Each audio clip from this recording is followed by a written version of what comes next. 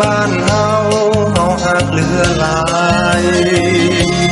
จนวันตายสิว่าวายดินทมหน้า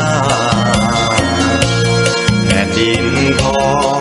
ของลาวเลี้ยงใหญ่มาบ่ลืมคุณเข้าป่าและหามียอดทรัพย์อยู่ในดินสิ้นอยู่ในน้ำมีวิวงามมียอดธรรมมีหลายด้านกษัตริย์องค์ก็ทรงคอยโปรดปรานเมื่อมีทุกรัฐบาลคอยส่วนสู่เมืองลาวนี้ที่ข้ารักดังดอกไม้เก็บเอาไว้การใจไฟมาลูสู้บ่ถอยสู้แก่ตายให้โลกรู้ให้ลาวอยู่ผู้ฟ้าสงไขใจมันไว้กตัญญูกตเวทีดินลาวมีคุณความดี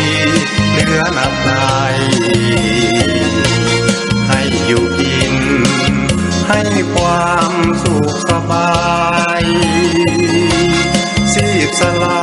ยขอมอบกายให้ถิ่นทอง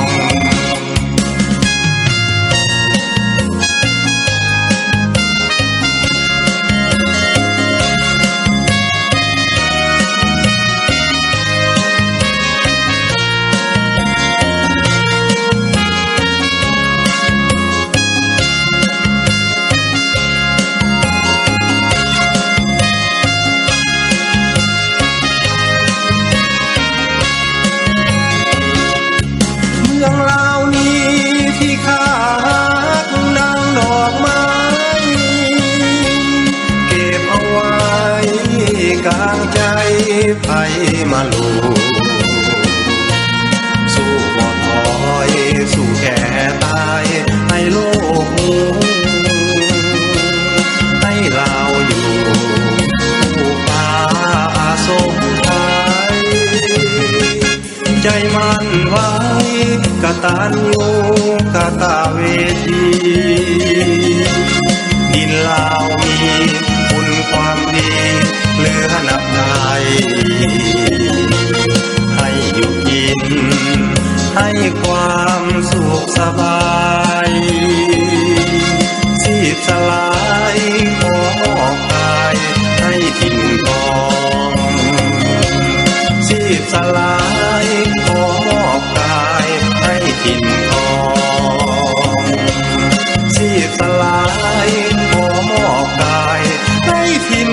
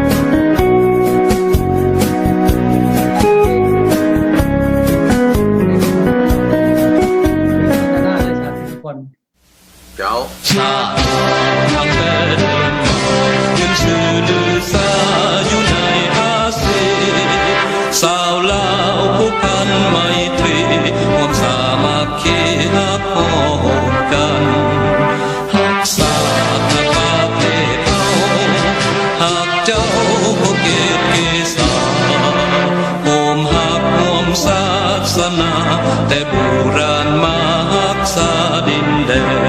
นบ่ให้สะใดมาล้วนหาวีรบกวนอยากแย่งสิ่งเอาพ ภัยขึ้นเขามาโลดวุ่นวายสู้จนตัวตายตามทานศัตรูสวยสัตว์สู้เลือดเนื้อเสือเผ่าฟื้นฟูผู้เอาบรรเทาการ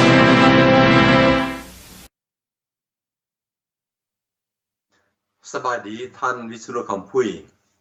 ประธานองค์การอำนาจประชาชนลาวที่อลาบามาแห่งสหรัฐอเมริกาพร้อมด้วยคณะกรรมการบริหารและสมาชิกทุกท่านที่เคารพและนับถือ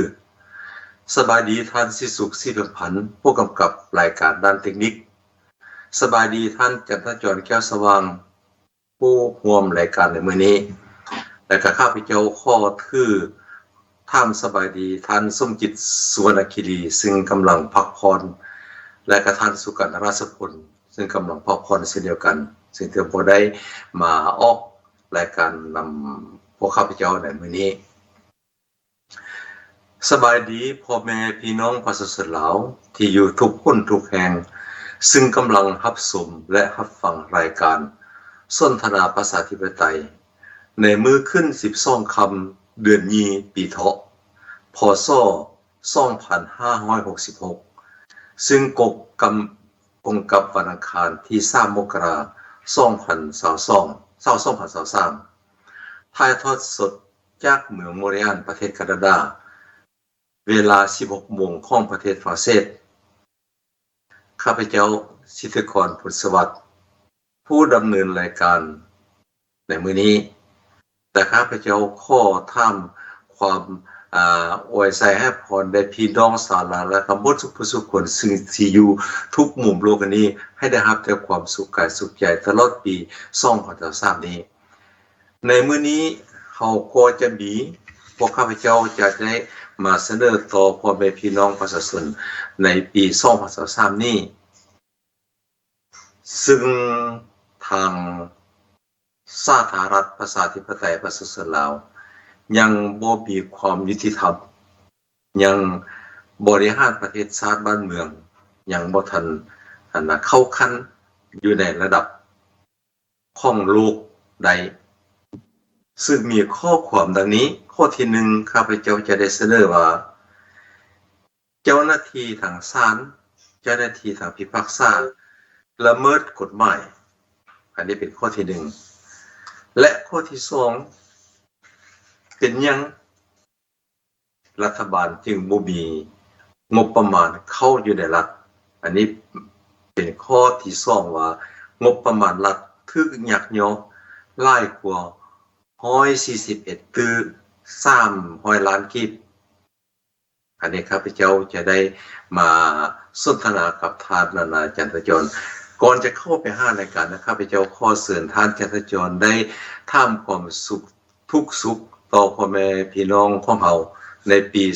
2023ขอเชิญขอนอบน้อมคุณพระรัตนตรัยคุณแก้วสามประการคุณพระพุทธพระธรรมพระสงฆ์ด้วยเสียงกล่าว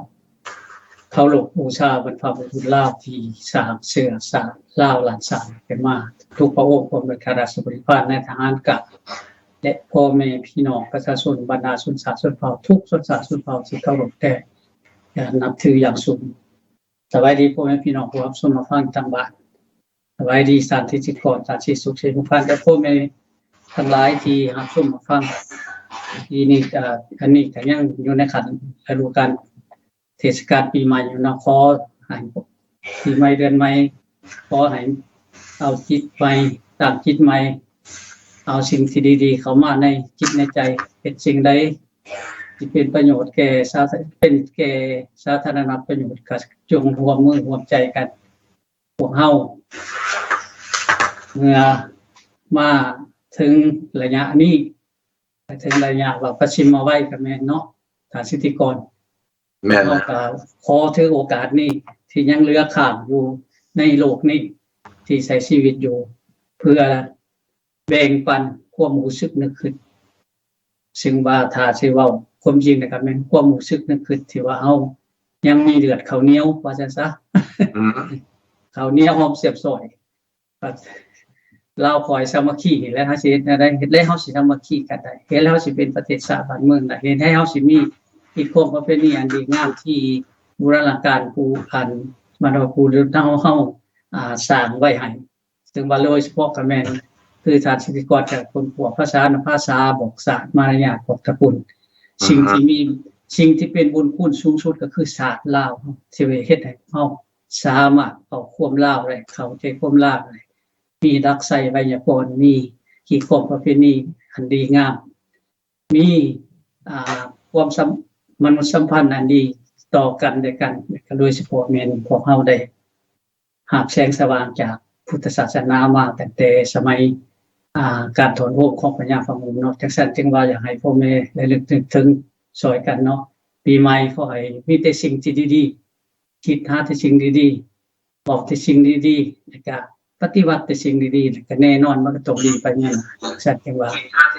ขอให้พ่อแม่พี่น้องที่รับชมรับฟังให้อดสาพยายามไต่ตองสิ่งที่พวกเฮาสนทนากันคือบ่แม่นพวกเฮาบ่แม่นนักปราชญ์อาจารย์หยังเนาะท่านสิทธิกรเป็นเพียงผู้ชนธรรมดาแล้วก็เป็นประชาชนผู้หนึ่งที่บ่ได้มีความการที่บ่ได้รับการศึกษาล่วงหลายก็เพียงแต่ว่าความรู้สึกนึกคือแนวใดเฮาก็ระบายออกมาแนวนั้นเพราะว่าสิ่งที่เฮามีเฮาเอาออกมาตามสิ่งที่เฮามีแสนกะขอมอบไมโครโฟนให้ทานสิทธิกรคือเขาขอบใจเจ้าข้อขอบใจซึ่งท่านท่านจันทจรแก้วสว่างได้ทำก็สบายดีต่อพ่อแม่พี่น้องของเฮาในวาระปีใหม่2023กับพวกข้าพเจ้าก็อวยใส่ให้พรได้พี่น้องทุกผู้ทุกคนให้ได้แต่รับแต่ความสุขกายสุขใจให้เปลี่ยนจิตเปลี่ยนใจใหม่เปลี่ยนแนวคิดใหม่เพื่อว่าให้ชาวลาวทุกคนนี้มีความหักห้อมซึ่งกันและกันบ่มีการเข็นฆ่าผัดแพงกันบ่มีการก้าวให้ไปซี่ซะกันให้มีแต่ความดีความงามสิ่งใดที่ว่าจะดีจะงามทั้งให้พยายามเปลี่ยนจิตเปลี่ยนใจเพื่อให้ประชาชนคนลาวนั้นได้รับความยุติธรรมเพื่อให้ประชาชนคนลาวได้มีอยู่มีกินอยู่ในฐานะอยู่ในประเทศของตนเองบ่ให้ออกไปจากต่างประเทศบ่ให้ออกไปเฮ็ดเวียกทำงานเป็นลูกจ้างของเพิ่นให้มีเข้ากินอยู่ในบ้านตัวเองเวลานั้นเขาจะมีความเป็นเอกลักษณ์ได้บ่แม่นหมายถึงว่าเอกลักษณ์บ่สมบูรณ์ในปัจจุบันนี้แปลว่าเอกลักษณ์บ่สมบูรณ์เพราะว่าเฮาอาศัยต่างประเทศนั้นเป็นส่วนหลายก่อนจะเข้ารายการข้าพเจ้าขอเชิญท่านศิสุขสิมพันธ์ได้เอาคลิปของวิทยุเสียงวิทยุเอเชียซีรีส์ได้ออกมาคือยังมีเจ้าหน้าที่ศาลผู้พิพากษาละเมิดกฎหมายขอเชิญเอาคลิปออกมาให้พ่อแม่พี่น้องของเราได้รับฟังกันขอเชิญ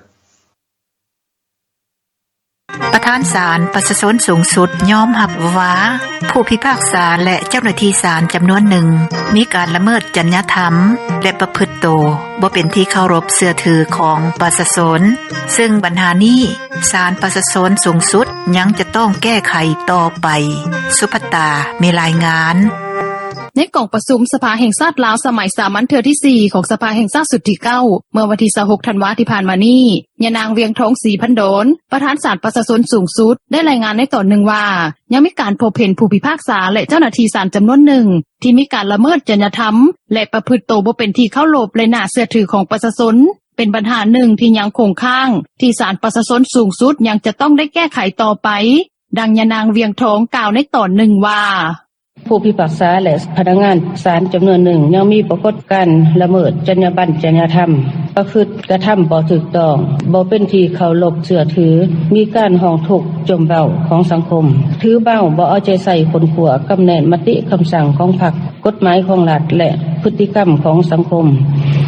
ในโอกาสเดียวกันนี้ท่านคำแพงวีรพันธ์ประธานกรรมาธิการยุติธรรมต่างหน้าคณะประจำสภาแห่งชาติก็เน้นให้ศาลประชาชนสูงสุดเอาใจใส่4ปัญหาสำคัญ หนึ่งในนั้นเป็นการตัดสินในบางคดีของศาลยังบ่ทันถูกต้องตามกฎหมายและยังตัดสินคดีแบบบ่ตรงกับความเป็นจริงดังทานกล่าวว่าการปฏิบัติสิทธิหน้าที่ของศาลป่าชนขันลบล้างพิพากษาคดีทางด้านกฎหมายยังมีบางกรณีบ่ทันรับประกันความถูกต้องตามกฎหมายและความเป็นจริงการติดตามกฎกาคำตัดสินของศาลขั้นต้นและการพิพากษาคดีของศาลอุทธรณ์ยังบ่ทันเข้มงวดเป็นทรงวางเฮ็ดให้คู่ความมีการเสนอขอรื้อฟื้นและขอร้องขอความเป็นธรรมไปยังสภาแห่งชาติในขณะที่ชาวลาวจำนวนหนึ่งก็เห็นว่าเจ้าหน้าที่ศาลจำนวนหนึ่งยังมีการปฏิบัติและตัดสินคดีแบบล้ำเอียงอยู่โดยเฉพาะแม่นอยู่ข้างผู้ที่มีฐานะร่ำรวยจึงเห็นให้ชาวบ้านทั่วไปรู้สึกว่าบ่สามารถพึ่งอำนาจศาลได้จึงอยากให้มีการแก้ไขเรื่องนี้อย่างจริงจังในขณะเดียวกันชาวลาวอีกท่านหนึ่งก็เห็นว่าเจ้าหน้าที่ศาลบางคนมักอยู่ข้างผู้ที่มีฐานะร่ำรวยแท้และผู้ที่มีฐานะร่ำรวยก็ใช้เงินเป็นสินบนแก่เจ้าหน้าที่บางคนได้เช่นกันและท่านเองก็เห็นว่าเป็นปัญหาที่แก้ไขได้ยากที่สุดและยังจะสืบต่อมีปรากฏการณ์ดังกล่าวอยู่เรื่อยๆดังท่านกล่าวว่าเนี่ย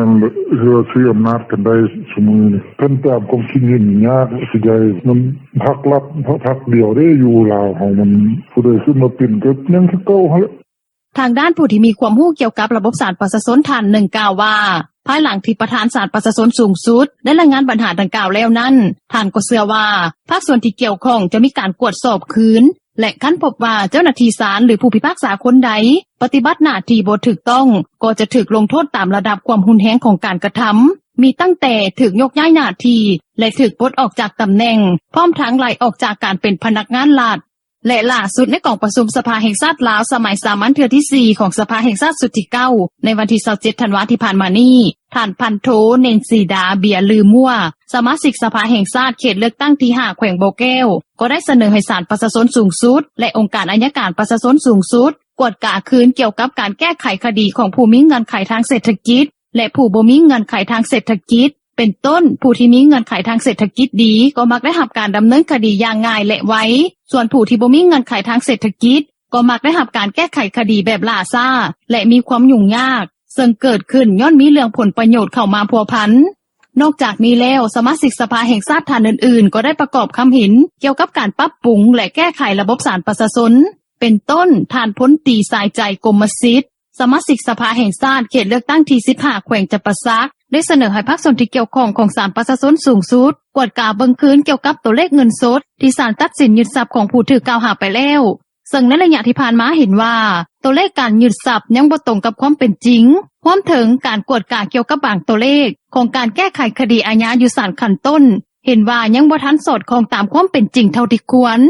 ปัญหาผู้พิพากษาและเจ้าหน้าที่ศาลจำนวนหนึ่งที่ละเมิดจรรยธรรมและประพฤติตัวบ่เป็นที่เคารพเชื่อถือของประชาชนแม้นมีมาแต่โดนแล้วคือตัวอย่างในปี 2019 ที่วิทยุเอเชียเสรีเฮาก็รายงานว่าประชาชนลาวยังบ่เชื่อมั่นนำการปฏิบัติหน้าที่ของพนักงานอัยการและคำตัดสินของศาลย้อนเห็นว่าพนักงานอัยการและพนักงานศาลบางคนบ่มีความโปร่งใสเห็นแก่แต่เงินบ่เป็นแบบอย่างที่ดีตามคำว่าของชาวนครหลวงเวียงจันทน์ท่านหนึ่งต่อวิทยุเอเชียเสรีเมื่อวันที่12เดือนมิถุนายนปี 2019ส่วนด้านเมืองพวกให้แก่เงินให้เงินตาดำให้คำตาเศร้าเนี่ยหมดนะเอาเบิ่งแล้วนะเสียหนึ่งซื้อเมียก็ได้เสียเงินหมดนะโบได้เบาเอาเดี๋ยวนี้นะ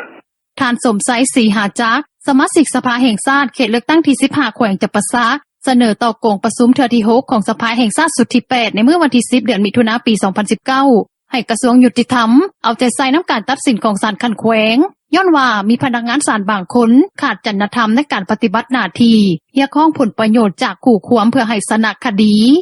โดยเฉพาะอันที่1เนี่ยเกี่ยวกับเรื่องจรรยาบรรณจรรยธรรมของพนักงานต่างๆปฏิบัติคำตัดสินที่ว่า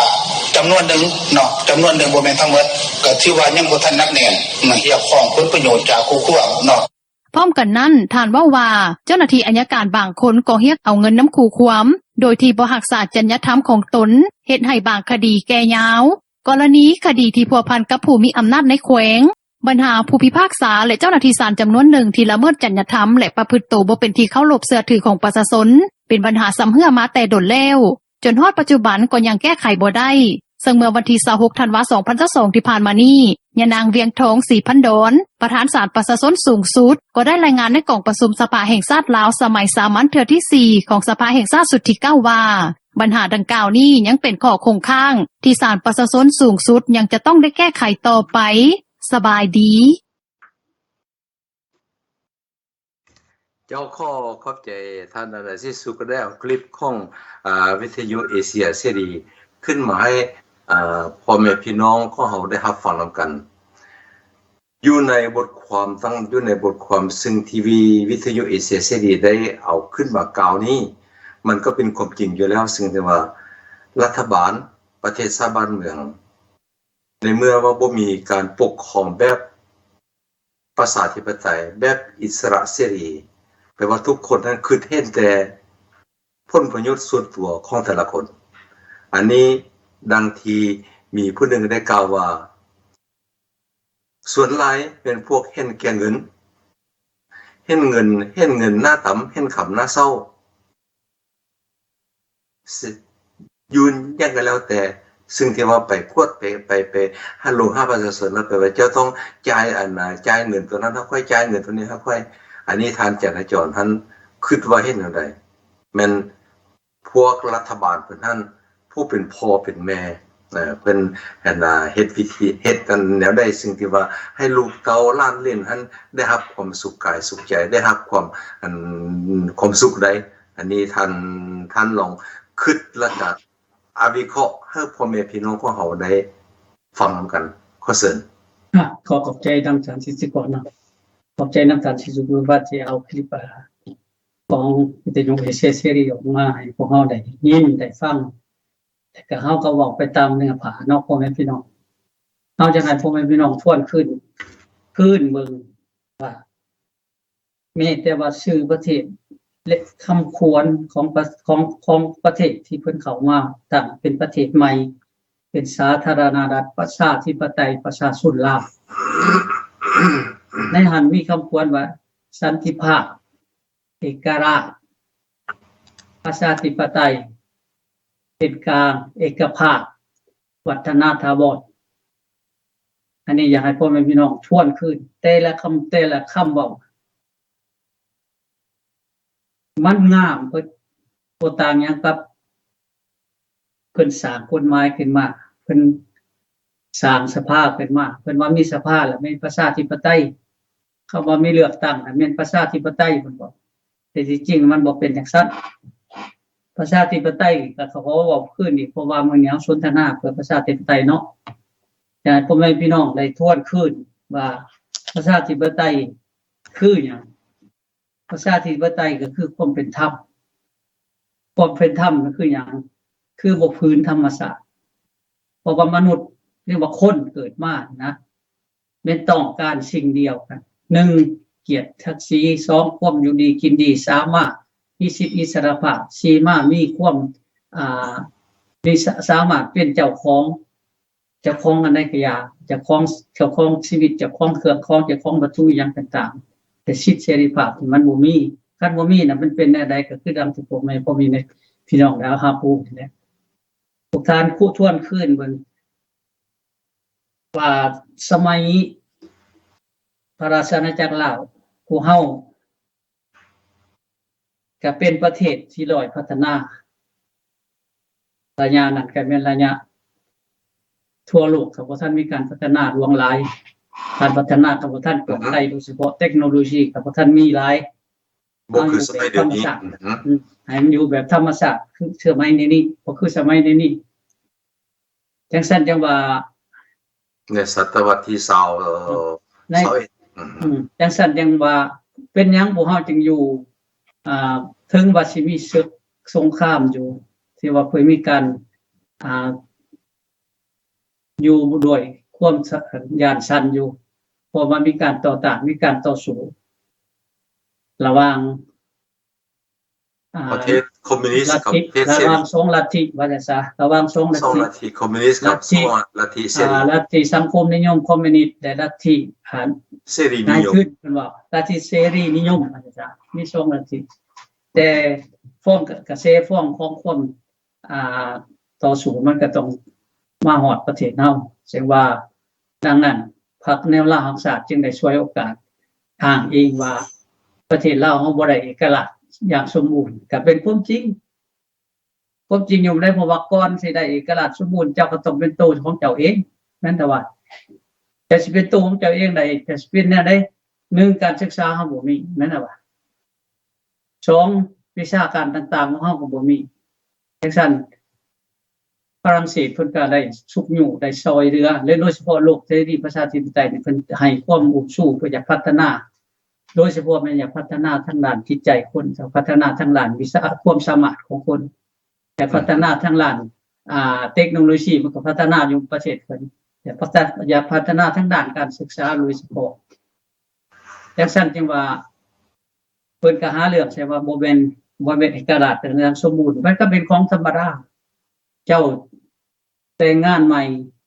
ออกเฮือนใหม่จะสิมีครบเบิดมันสิได้บ่จังซั่นเราก็ต้องอาศัย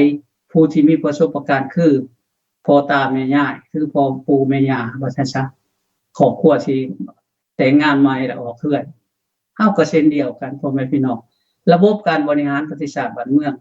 ถ้าจะให้มันถูกต้องแท้มันต้องอาศัยหลักการโดยเฉพาะมีศีลธรรมโดยเฉพาะมีความเป็นธรรมจังซั่นจังว่าเป็นหยัง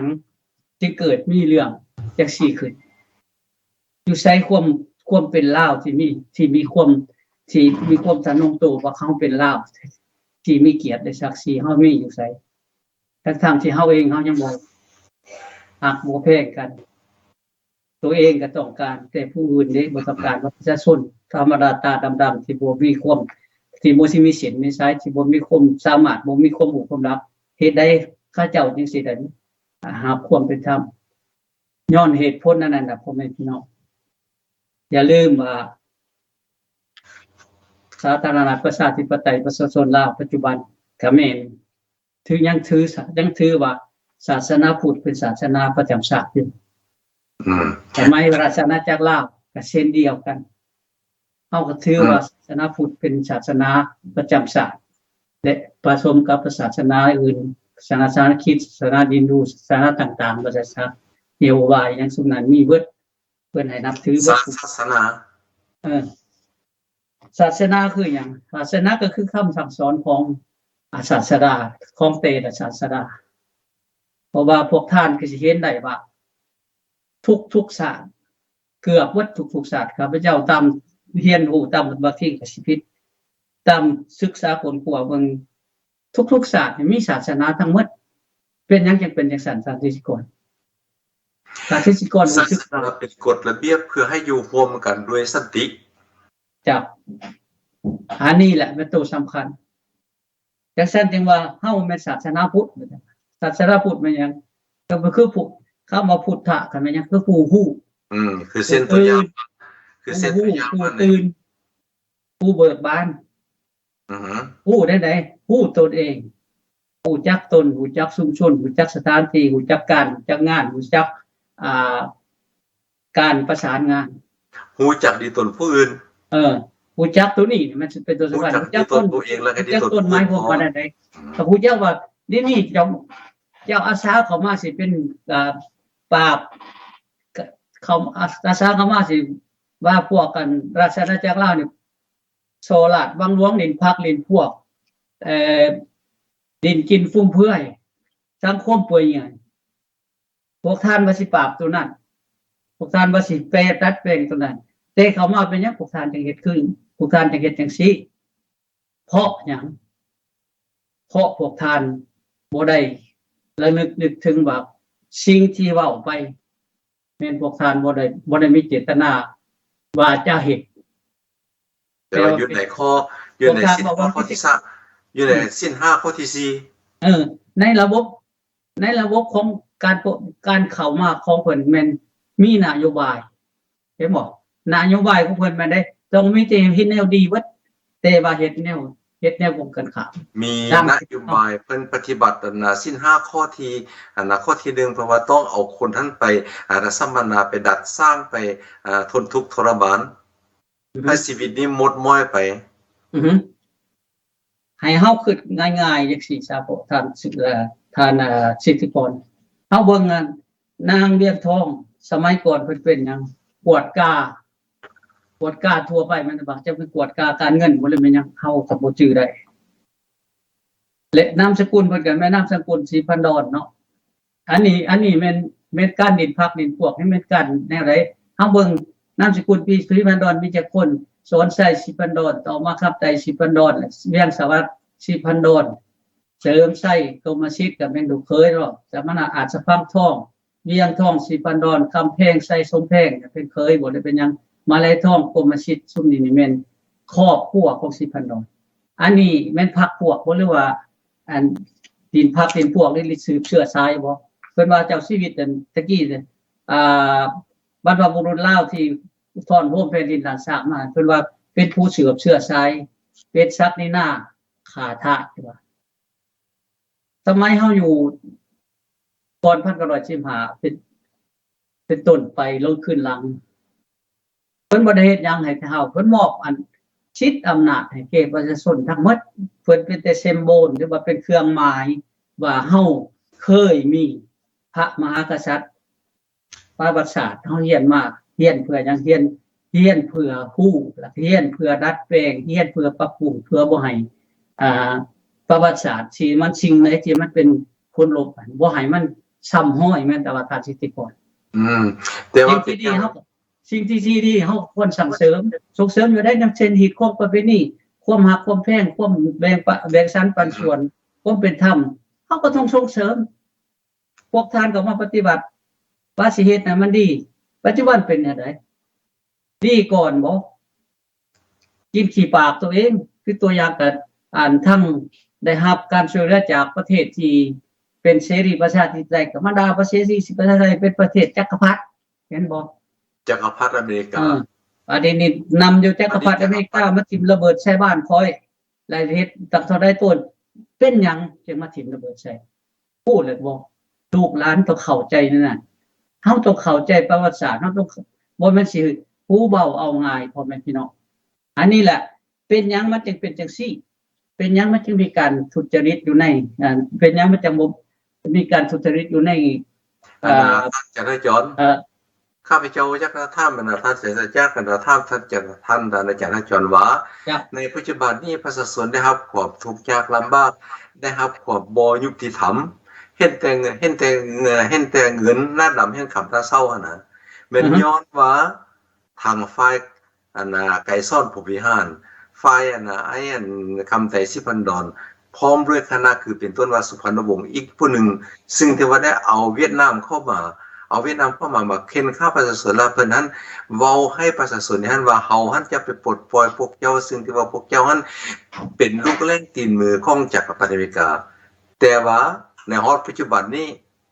เพิ่นพาให้ประชาชนนั้นมีความทุกข์ยากลำบากเห็นบ่ว่าการบ่มีความยุติธรรมนี่มันเกิดขึ้นตั้งแต่เนื้อตลอดแต่อันนี้เป็นความจริงบ่หรือว่าจังได๋ก็แน่นอนนะทางสิทธิกรเพราะว่าสมัยก่อนเฮาเว้าเนาะว่าขึ้นหลังสมัยก่อนเฮาเป็นพระราชอาณาจักรละเพิ่นว่าพระราชอาณาจักรนั้นมันเป็นศักดินาความมันเป็นต้านกับลัทธิสังคมนิยมของเพิ่นจะให้เป็นสาธารณรัฐเมื่อเพิ่นมาเป็นสาธารณรัฐเพิ่นว่าเพิ่นสิมีความโปร่งใสมีความศิวิไลซ์มีความเป็นธรรมกระดังปัจจุบันเป็นหยังยังเป็นจังซี่เมื่อเป็นสาธารณรัฐได้พวกเฮาเองอยู่ในเหตุการณ์นั้นได้ไปเห็นแฟนกับพวกท่านเข้ามาย้อนหยังย้อนว่าพวกท่านเฮาคิดว่าพวกท่านมีเจตนาอันดีจังซั่นน่ะจึงว่าสำคัญที่สุดเฮาเว้าขึ้นว่าเฮาเป็นชาวพุทธเฮาต้องฮู้เป็นหยังเขานับถือศาสนาพุทธศาสนาเขาจึงบ่ฮู้เฮาเองเจ้าอาสาสมัครเขามาเฮ็ดเป็นรัฐบาลเป็นผู้บริหารประเทศชาติหน้าที่ของเจ้าคือหยังท่านสิก่อนคิดแนวใดหน้าที่ของคำว่าผู้บริหารประเทศชาติผู้บริหารชาติผู้เป็นพ่อเป็นแม่อยู่ในครอบครัวซึ่งบริหารครอบครัวให้ลูกมีการศึกษาดีมีข้าวน้ำปลากินจะซั่นตะว่าก็ธรรมดากันแน่นั้นแหละเพราะว่า การบริหารประเทศชาติคำว่าประเทศชาติเกิดมาจากไสเกิดมาจากหลายว่าแต่เริ่มต้นแต่หลายคุมหลายเฮือหลายครอบครัวหลายลังเฮือนนี่ตั้งเป็นคุมนั่นบ่หลายคุมตั้งเป็นบ้านหลายบ้านร่วมกันเป็นตะแสงหลายตะแสงร่วมกันเป็นเมืองหลายเมืองร่วมเข้ากันเป็นหนึ่งแขวงหลายแขวงจึงร่วมคือกันประเทศชาติจังซั่นพื้นฐานการบริหารประเทศชาติบ้านเมืองก็คือกันกับพื้นฐานการบริหารครอบครัวแน่นอนทานคำไต้สิเป็นดอนก็มีลูกหลายคนทานสิทธิกรก็สิบ่มีหลายห้ามนี่ก็มีหลายทานสิสุขสิพันหรือว่าพี่น้องก็มีผู้เล็กผู้น้อยความรู้สึกว่าความเป็นพ่อเป็นหัวหน้าครอบครัวหรือว่าเป็นผู้นำในครอบครัวพวกท่านก็แน่นอนบ่ต่างจากบ่ต่างหยังจากข้าพเจ้า1อยากให้ครอบครัวเฮามีฐานะดีอยู่ดีกินดีแต่ถืออยู่ในสมาธิแม่นบ่2เฮาอยากให้ลูกเต้าเฮาได้ได้เรียนมีความรู้ความรักเพื่อมาสืบทอดนามสกุลก็คือการสืบทอดเวียกงานของประเทศชาติไปเจริญกำลังครับซึ่ง ท่านจะจรเขาบอกว่าท่านจะจรว่าบอกว่าวันนี้เป็นวิทยาการท่านจะจรลองเปรียบเทียบดูว่าในปัจจุบันนี้มื้อวันที่30ธันวา2022มานี้มีนายกรัฐมนตรีท่านพันคำวิภาวัฒน์ได้ลาออกจากตำแหน่งเนาะแล้วบัดนี้แม่นท่านซ่อนใส่สิพันดอนนี่ได้มารับตำแหน่งเป็นนายกอันนี้แม่นว่าท่านคำพันธ์นี้ทางคณะเพิ่นบอกว่าเจ้าหั่นพอเพียงแล้วท่งเจ้าเต็มแล้วให้เจ้าเต็มหมดแล้วไปไว้เจ้าไปพักผ่อนได้ไม่ได้ทันซ่อนใส่ในขึ้นมานี่ให้ยังบ่ทันเต็มครับต้องเข้ามาให้ให้มันเต็มให้ซะก่อนจังซั่นจะแบบนั้นบ่หรือว่าจังได๋อันนี้ก็เต็มอันนี้เรื่องเต็มนี่เต็มเพราะว่าเรื่องคันสิเว้าตามภาษาศาสนาเนาะตัณหานี่ก็ความอยากนี่บ่มีเต็มจักเทื่อตามที่ก่อนความอยากนี่บ่มีเต็มจักเทื่อเพิ่นเห็นว่านัตถิตัณหาสมานาทีนัตถิตัณหาสมานาทีตัณหานี่หน้าที่นี่แม่หน้าที่นี่ถึงสิกว้างใหญ่บ่ได้ก็บ่เสมอด้วยตัณหาทั้งนี้เพราะว่าความอยากมันเต็มอยู่เลยคันอยากแล้วเป็นจังได๋คันอยากแล้วก็ต้องเมาอยากแล้วก็ต้องติดคำที่ว่าเพิ่นสำคัญที่สุดแม่นคือกันกับเพิ่นบอกว่าให้ลบออกพื้นฐานของกิเลสตัณหาคือโลภะโมหะโทสะและมานะทิฏฐิเพราะว่าโดย3ตัวโลภะโทสะ3อย่างนี่มันเป็นตัวสำคัญจังซั่นคันว่าเป็นจังซี่เป็นหยังมันจังเป็นจังซี่ในปัจจุบันเป็นหยังจังว่าสืบสอดเชื้อสายขึ้นมาพุทธเมืองลาวมีแต่นามสกุลสิพันดอนเท่านั้นว่าที่ว่ามีความฉลาดและมีความรู้สึกนึกคิดมีความหวังดีต่อประเทศชาติบ้านเมืองมันไม่บอกว่าบ่ได้ข้าพเจ้าคิดว่าคือสิแม่นว่าทางทางท่านพันคำวิภาวัฒน์แล้วก็ท่านทองรุนศิสุริตแล้วก็มีอย่างผู้หนึ่งซื้ออย่างซื้อทางสำเนือทางภาคเหนือบัดนี้เพิ่นเอาทางภาคใต้ขึ้นมาเพื่อว่าจะได้ตัณหาทางล่างนั้นจะเข้ามาหาทางภาคใต้แม่นบ่ทางซั่นบ่อันนี้แหละเป็นสิ่งที่ว่าเขาเจ้า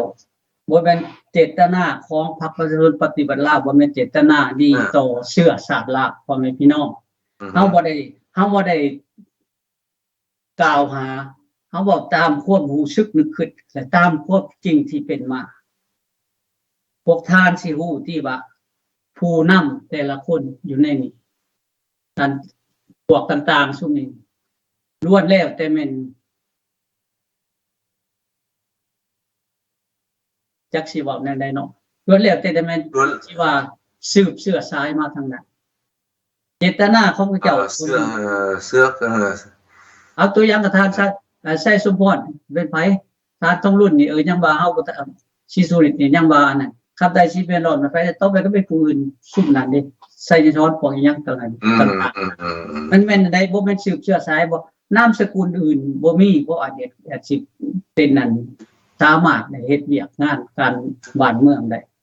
ย้อนเหตุผลอันนี้แหละย้อนเหตุผลที่ว่าอันนี้มันเป็นกรรมของข้าเจ้ากับแม่ข้าเจ้าเว้าให้ว่าราชอาณาจักรลาวนี่เป็นสืบเชื้อสายเป็นศักดินาวันนี้ไผเป็นศักดินาเพิ่นเองมาสืบเชื้อสายคือเราอันนี้เว้าให้หมู่แต่ว่าตัวเองมาเฮ็ดแล้วหมายความว่าอันนี้ละกรรมตาเห็นเด้อพ่อแม่พี่น้องสิ่งที่เว้าไปเจตนาตัวเองเป็นแนวหนึ่งมันก็ต้องเป็นจังซี่แหละเฮ็ดให้คนเห็นจังซั่นอยากให้ลูกหลานพ่อแม่พี่น้องได้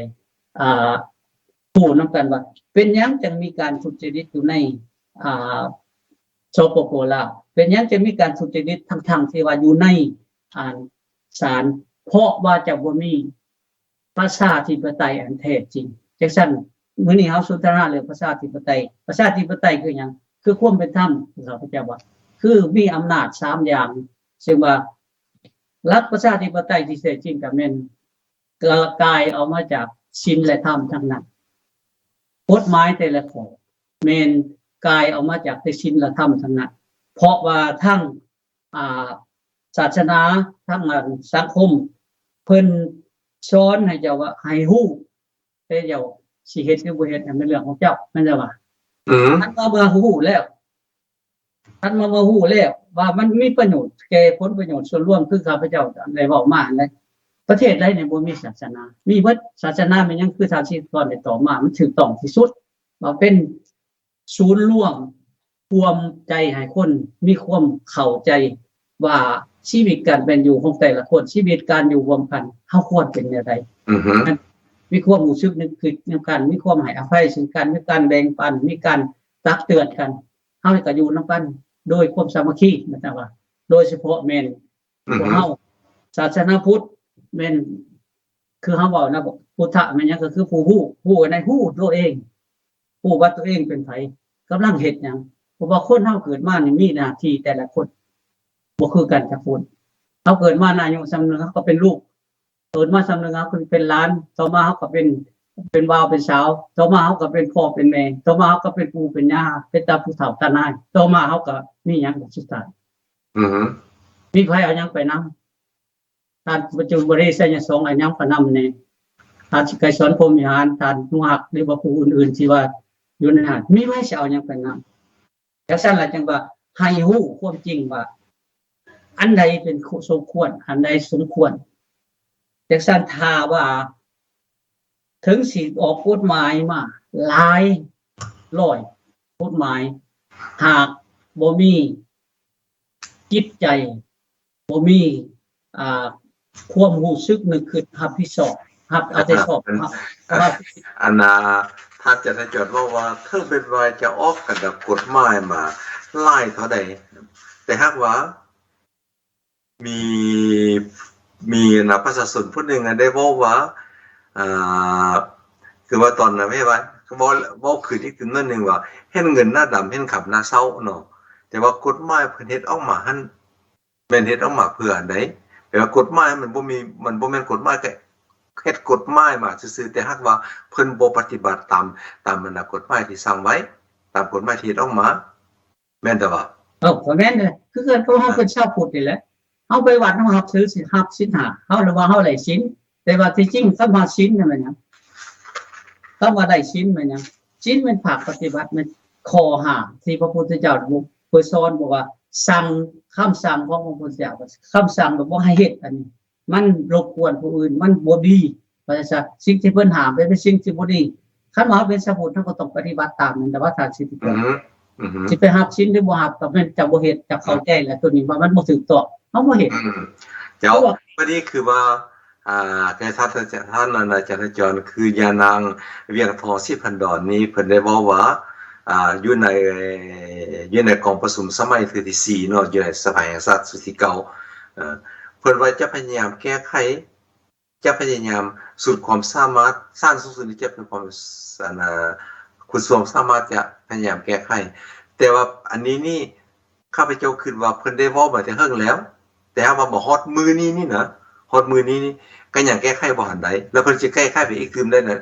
ปานได้เพิ่นสิจะแก้ไขได้ ท่านทิติกรอันนี้แหละครับเจ้าจึงบอกว่า เรื่องเจตนาเนี่ยมันเป็นสิ่งที่สำคัญที่สุดเป็นบอกท่านทิติกรสิเฮ็ดหยังก็อย่า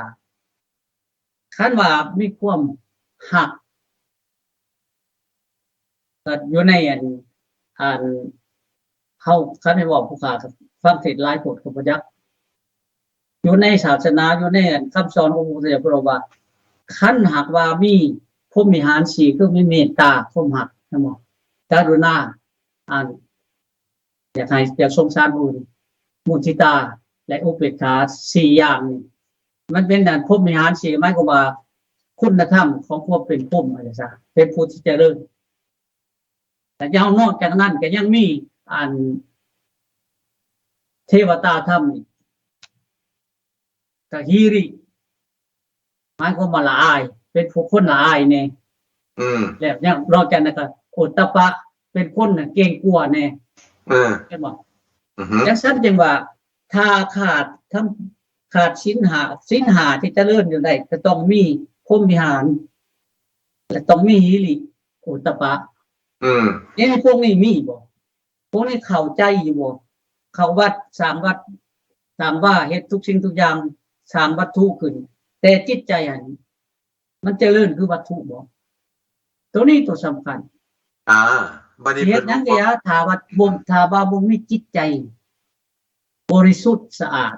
บ่มีจิตใจหวังดีต่อผู้อื่นบ่เห็นผู้อื่นบ่เห็นชีวิตผู้อื่น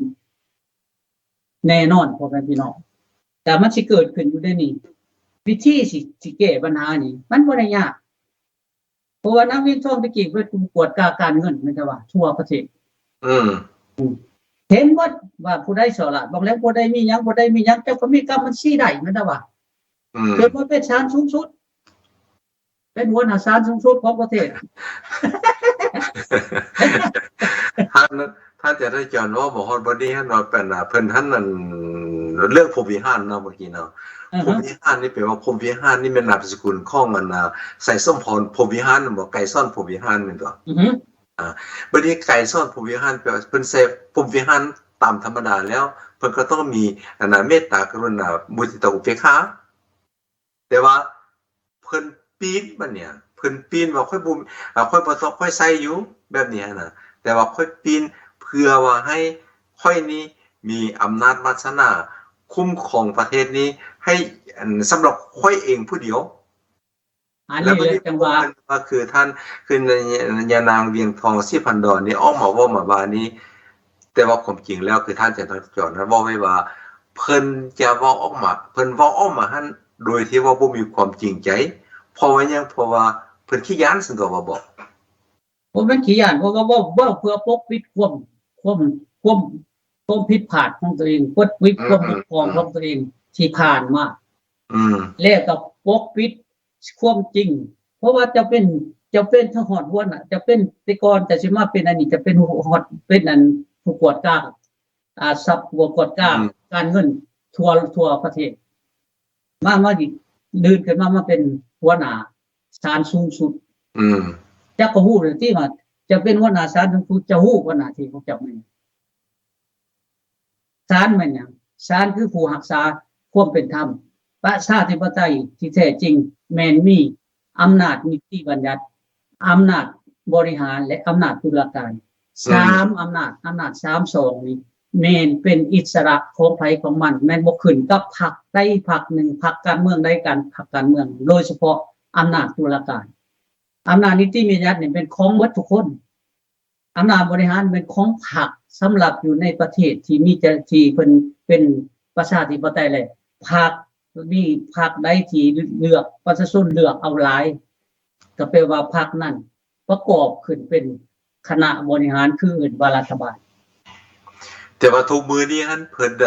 สร้างสาพัฒนาประเทศชาติบ้านเมืองนี้เพิ่นก็สร้างไปแบบรวบๆแบบบ่เอาจริงบ่เอาจริงเอาจังแบบที่ว่าเป็นดีเป็นสิ้นของผู้อื่นแต่ว่าเพิ่นสร้างให้มันเพื่อพรรคของเพิ่นเองก็แม่นก็แนวนั้นแหละ ย้อนเหตุผลนั่นแหละมันความยุติธรรมมันจึงบ่เกิดขึ้นอยู่ในสปป.ลาวย้อนเหตุนั่นได้การสลาดบังหลวงยังมีหลายเป็นหยังจังมีเพราะว่าทุกคนสาธารณรัฐประชาธิปไตยลาวประชาชนลาวเป็นประเทศที่ว่าป่าเถื่อนและบ่มีแม่บทกฎมีแม่บทกฎหมายแต่บ่มีใครปฏิบัติเฮ็ดได้จังสิมีการปฏิบัติได้ก็ต้องเปลี่ยนระบบต้องให้มีหลายพรรคการเมืองต้องมีหลายพรรคฝ่ายที่เข้าไปบริหารประเทศชาติบ้านเมืองบ่แม่นมีแต่นามสกุลชีพดลหรือว่านามสกุลพรหมวิหารนามสกุลนั้นอื่นๆว่าซะสิมีแต่สติปัญญาผู้เดียวอันนี้แหละพ่อแม่พี่น้องหลักประชาธิปไตยที่แท้จริงคือความถูกต้องความเป็นธรรมความเป็นธรรมคือหยังก็บ่ผิดจากศีลหมายความว่าศีล5นะต้องมีศีล5นั่นเป็นศีลของคนถ้าพวกท่านจะเกิดมาเป็นคนศาสนาพวกท่านต้องถือศีลเด้อภาคประชาชนปฏิบัติลาวทุกคนถ้าพวกท่านบ่ถือศีลก็แน่นอนพวกท่านสิเป็นหยังก็สุดแล้วแต่แล้วแต่กรรมเพราะว่ากรรมนี่มันของใครของมันนะพ่อแม่พี่น้องข้าพเจ้าได้ยินเพิ่นเทศน์เมื่อคืนเพิ่นบอกว่าพญาติโลกภายนอกบ่มีหยังสำคัญตายแล้วปัวก็หายบ่ปัวก็หายโลกภายในคือโลกจิตโลกกรรมโลกเวรนี่นะตายแล้วก็คาบ่ปัวนี่ตายแล้วก็ต้องติดไปนำบ่มีหยังสิเลิกพ่อแม่พี่น้องคนเฮานี่มีหยังอันนี้เพิ่นเอิ้นว่าคนเป็นหยังเพราะว่ามันยุคำว่าคนแปลว่ายุบ่แม่นบ่ทันเป็นมนุษย์เด้อพวกท่านยังเป็นคนอยู่ปัจจุบันหรือว่าสินตุกต่ำคนก็มีจังซั่นน่ะจังว่าเหตุด้วยเหตุใดความสุดทุจริตมันจึงเกิดขึ้นอยู่ในประเทศชาติบ้านเมืองในสปป.ลาวก็ย้อนขาดศีลธรรมประจำใจย้อนขาดความหิริโอตปะย้อนขาดความบ่มีความละอายแต่ก็บ่มีความเกรงกลัวต่อสิ่งที่ตัวเฮ็ดบ่ถึงบ่ต้องเพราะว่าเรื่องอำนาจหลงอำนาจแต่ก็หลงโตคิดว่ายามนี้ยามมีลมหายใจอยู่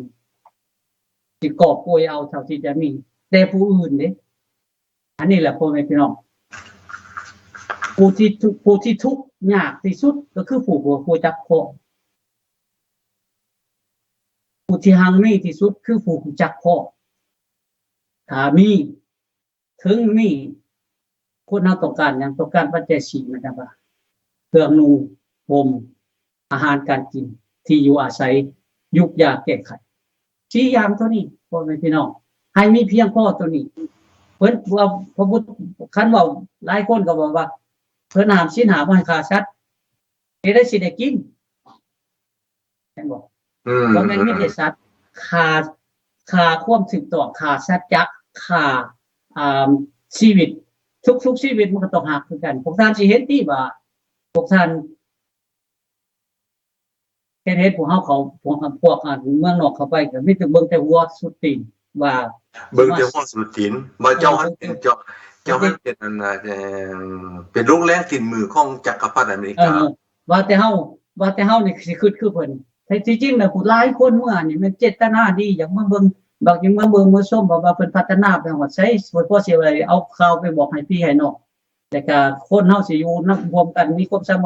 สมานสามัคคีกันเพียงใดแบบมีการพัฒนาทางด้านจิตใจประวัติศาสตร์เท่านั้นนะที่เฮาไปกันนะบ่ได้เป็นเจตนาแนวอื่นนะสิ่งที่เฮาเว้าปัจจุบันก็เช่นเดียวกันบ่แม่นเฮาอิจฉาบางเดียพวกสารแล้วเป็นหยังคันถ้าว่าแล้วชาติจะถามนั่นน่ะจะทจรคันถ้าว่าเพิ่นท่านมีแนวคิดที่ดีเป็นหยังเพิ่นจึงบ่รับว่าอันพวกที่อพยพหลบภัยมาตั้งแต่สมัยเพิ่นจะไล่ฆ่าฟันลำแทงเนาะไล่ฆ่ากันมาแต่ตั้งแต่1975ก่อน75บัดนี้ในเมื่อว่าเข้าไปแทนที่เพิ่นสิมีแนวคิดโน้มไปหาในทางบวกในทางดีมาช่วยพัฒนากันมันก็จะดีกว่าว่าไปใส่ให้ไปสงสัยซึ่งกันและกันอันนี้แหละเพราะว่าความสงสัยนี่เป็นต้นเหตุที่สร้างความแตกแยกทางชีวิตก่อน เพราะเป็นยังสังคมแต่งเป็นยังสงสัยเพราะว่าทุกคนบ่มีความจริงใจเพราะว่าทุกคนบ่มีศีลธรรมประจำใจแต่เช่นจะได้ถ้าว่าขาดศีลธรรมประจำใจแล้วก็แน่นอนเป็นหยังมันจะเกิดขึ้นจังซี่ได้ก็ย้อนขาดความถูกต้องศีลธรรมคือหยังคือความถูกต้องความเป็นธรรมความเป็นธรรมมันหยังก็คือธรรมชาติของมนุษย์ทุกคนต้องการแนวใดทานรู้สึกแนวใดผู้อื่นก็รู้สึกเช่นเดียวกันทานอยากมีเกียรติอยากมี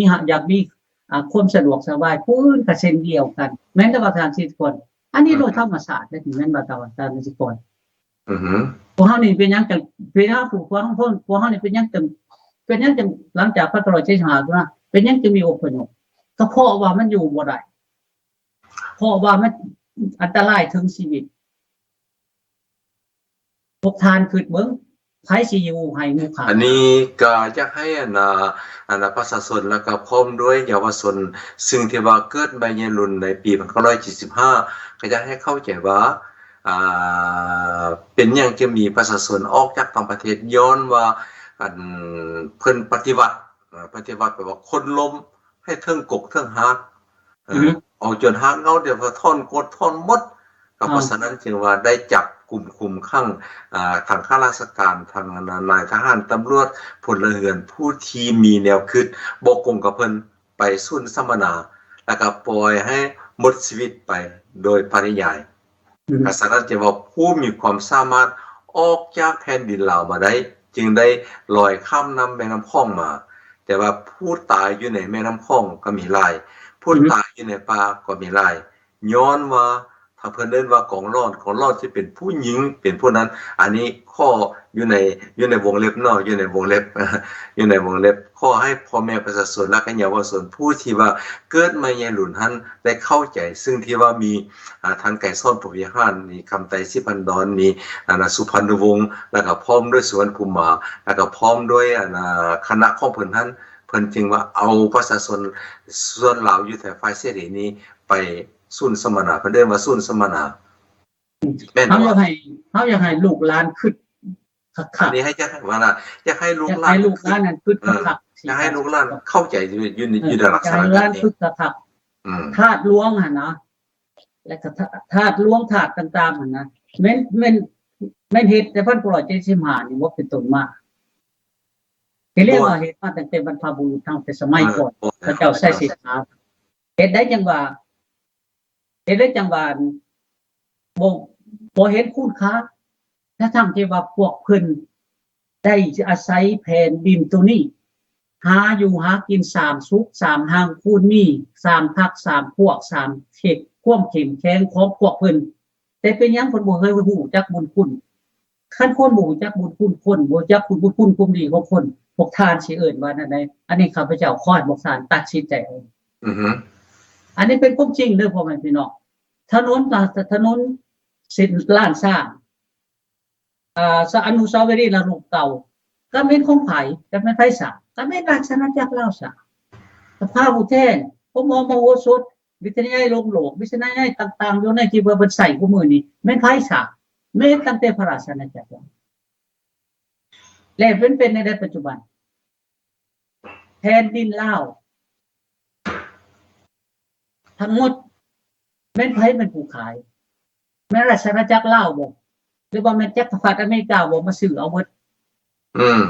เบิ่งได้ดิแม่นไผลูกหลานไผบ่แม่นพี่น้องถ้าว่า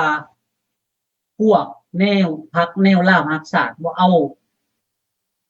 คนต่างลาวเขามาทำสงครามอยู่ในดินแดนพื้นแผ่นดินลาดสร้างมันจะบ่มีระเบิดตกจักลูก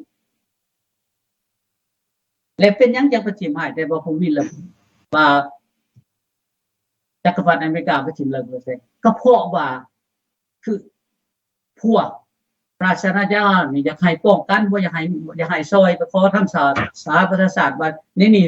ประเทศพอถึงลูกหลานจากต่างประเทศแม่นไผก็แม่นแก้วฮานอยเจ๊กแดงทรงอาวุธเข้ามาเพื่อทำสงครามระหว่างเวียดนามเหนือกับเวียดนามใต้ การ แลก ซบ ก็ใส่ สนั ดิ บ นได้ ไปก็เพราะฉะนั้นที่ว่าอยากให้พ่อแม่พี่น้องทุกเข้าใจได้ถ้าดังนั้นดังที่จะถ้าจะจอดได้เว้าเมื่อกี้นี้หั่นว่าพวกเพิ่นหั่นได้เอาเจ็กเข้ามาได้เอาเวียดนามเข้ามาเพื่อว่าจะยกแผ่นดินนี้ให้เจ็กให้เวียดนาม ก็สิเป็นจังซั่นแต่ว่า ให้ประชาชนเหล่านี้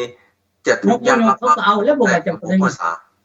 ย กบ่ยกเขาก็เอาแล้วบ่ว่าจะบ่มีกำลังหยังมันจะบ่มีความฉลาดหยังจังดีคำว่าความฉลาดรักแดงบ่เพิ่นไปอยู่ไสเบิดศีลธรรมปฏิบัติไปใช้เบิดอยู่ไสเด้นี่เขามาเป็นสำรวจตรวจกล้าพวกเฮานี่น่ะแนวนี้เขียนประวัติชีวประวัติพวกท่านเขียนบ่ควรสิรับเอาเป็นข้าราชการของท่านเขียนบ่ชีวประวัติเขียนน่ะเฮ็ดแนวใดคือนางในท่าเห็นนี่นางในท้องเห็นนี่นะเป็นสารสุดว่ามีการทุจริตอยู่ในอันมีการทุจริตกระจัดการลงมีในแต่ว่ากฎหมายมีผิดกฎหมายคนนั้นแต่เฮ็ดที่ผิดกฎหมายคนนั้นของที่ไม่จริงนั่นจับเอาเขาคุกเอาไปรักษาไปสั่งสอนเขาคุกบ่แม่นเอาไปเท่าทรมานคือกันกับพวกเพิ่นเฮ็ดไดเขาคุกก็ไปศึกษาเรียนให้เจ้าเรียนเรื่องนี้ว่าเจ้าหน้าที่จะเป็นจังซี่จะไปเฮ็ดจังได๋แม่นแต่ว่าท่านเพิ่นเอาไปเข้าคุกแม่นเอาไปปาให้ตายดังตัวอย่างเอาข้าราชการสมัยก่อนถือเลกลความตัวอยู่พวกเพิ่นความโฆษณาส่วนเสือของเพิ่นว่าสิเอาไปศาสนาศึกษาเอาไปศึกษาเรียนเอาวิธีการใหม่เอาไปปาให้ตายเป็นตัวอย่างประวัติสมเด็จพระเจ้ามหาสีเพิ่นก็ฮักประเทศชาติบ้านเมืองคือกันกับพวกเฮาฮักนี่แหละเสียสละอยากอยู่นอกจะไปสิอยู่นำประชาชนก็อยากอยู่นำประชาชนไปแล้วไปเฮ็ดจังได๋หมายถึงว่าฝ่ายคอมมิวนิสต์ ก็เป็นศาสตร์ของตัวเองเห็นบ่ก่อนเฮาสิมีศาสตร์นั้นมันก็ต้องมีผู้นำภาคมีผู้พาเฮ็ดพาซ้ำพาผู้พวกนั่นแต่ว่าแม่นอยู่บ่ได้ใจตัวบ่ทุกอันความถูกใจกับความถูกต้องมันบ่คือกันเด้อพ่อแม่พี่น้องความถูกต้องนี่อาจสิบ่ถูกใจแต่มันถูกต้องดังตัวอย่างศีลธรรมเพราะว่าไม่ได้ถูกใจบ่ทุกคนตั้งแต่วันที่2ธันวาคม25จนมาฮอดวันที่30 2022ซึ่งถือว่ามีการเปลี่ยนนายกรัฐมนตรีมาอันนี้นี่หมายความว่าการปกครองบ้านเมืองนั้นบ่มีความยุติธรรมหั่นจักบ่มีความยุติธรรมพาให้ประชาชนล้มตายให้จ้าพาประชาชนนี่มีความทุกข์ยากหนีออกจากต่างประเทศไปเฮ็ดเวียกอยู่ประเทศอื่นแล้วก็พาให้ลูกพาให้เยาวชนต่างๆนี้บ่ได้รับการศึกษาประเทศบ้านเมืองจะล่มจมจะได้จะเฮ็ดจังได๋ก็แล้วแต่เนาะการนอกจากนั้นเฮาอยากเพิ่มเติมในนี้ค่ะสิผลเพราะว่า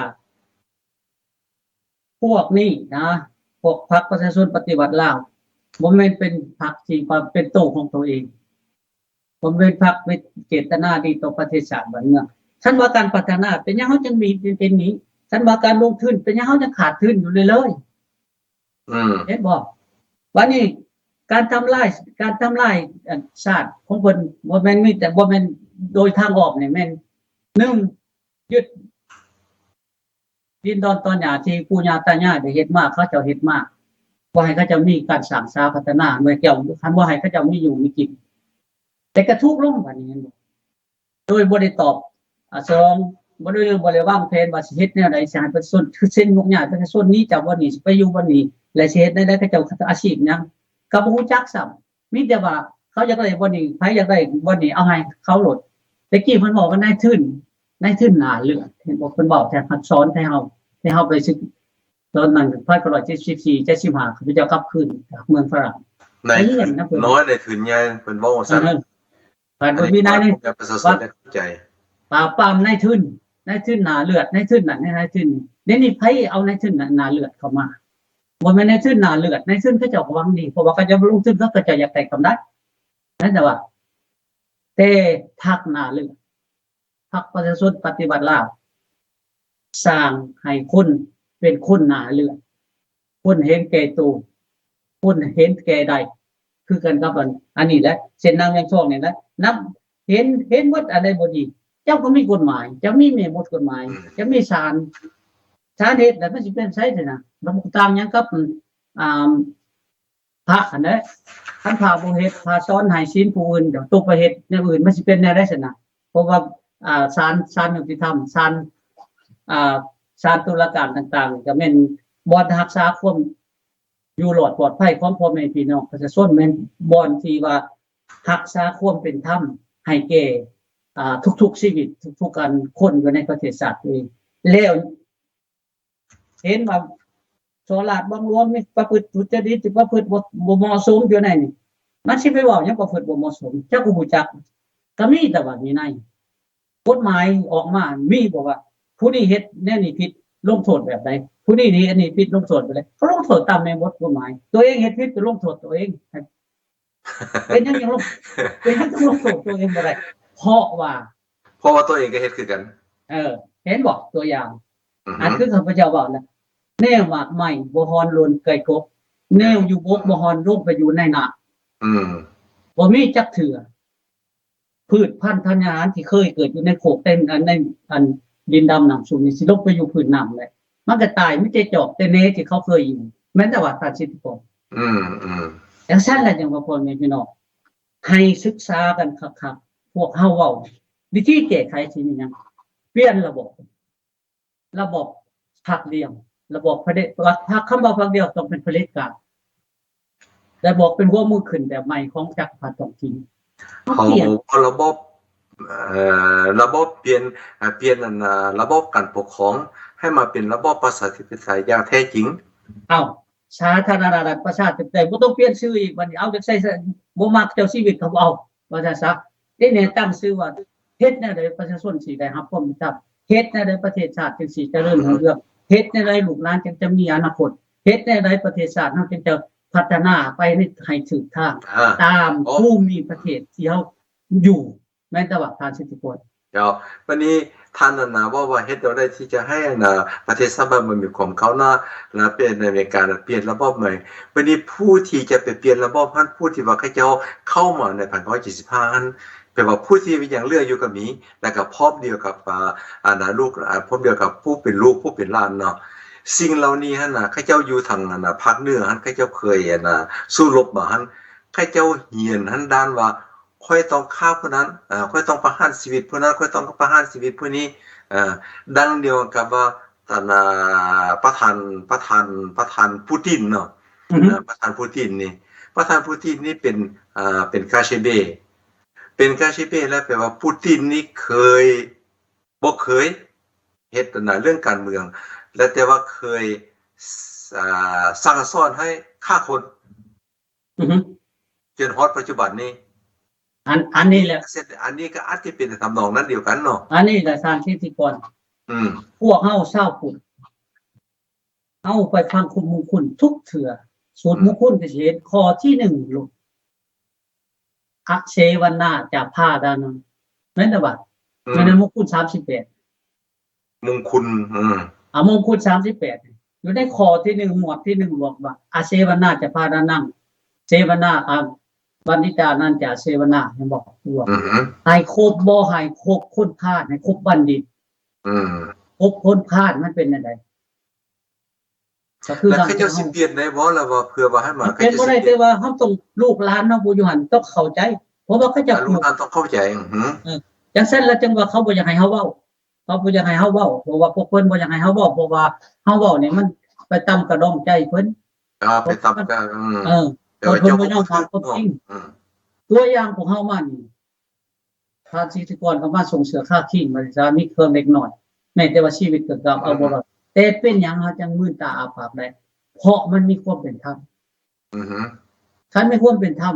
เฮาปฏิบัติธรรมไปก็คือกันก็เฮาเฮ็ดเวียกเฮาก็คือการ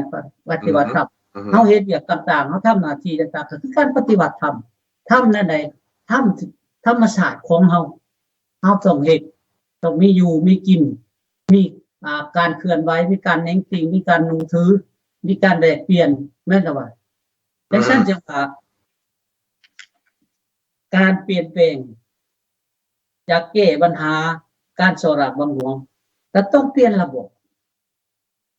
เป็นหยังจะเปลี่ยนระบบเพราะว่าจะพักเดียวอยู่ในประเทศที่เป็นพัฒนาเพิ่นเจริญแล้วอยู่ประเทศนั้น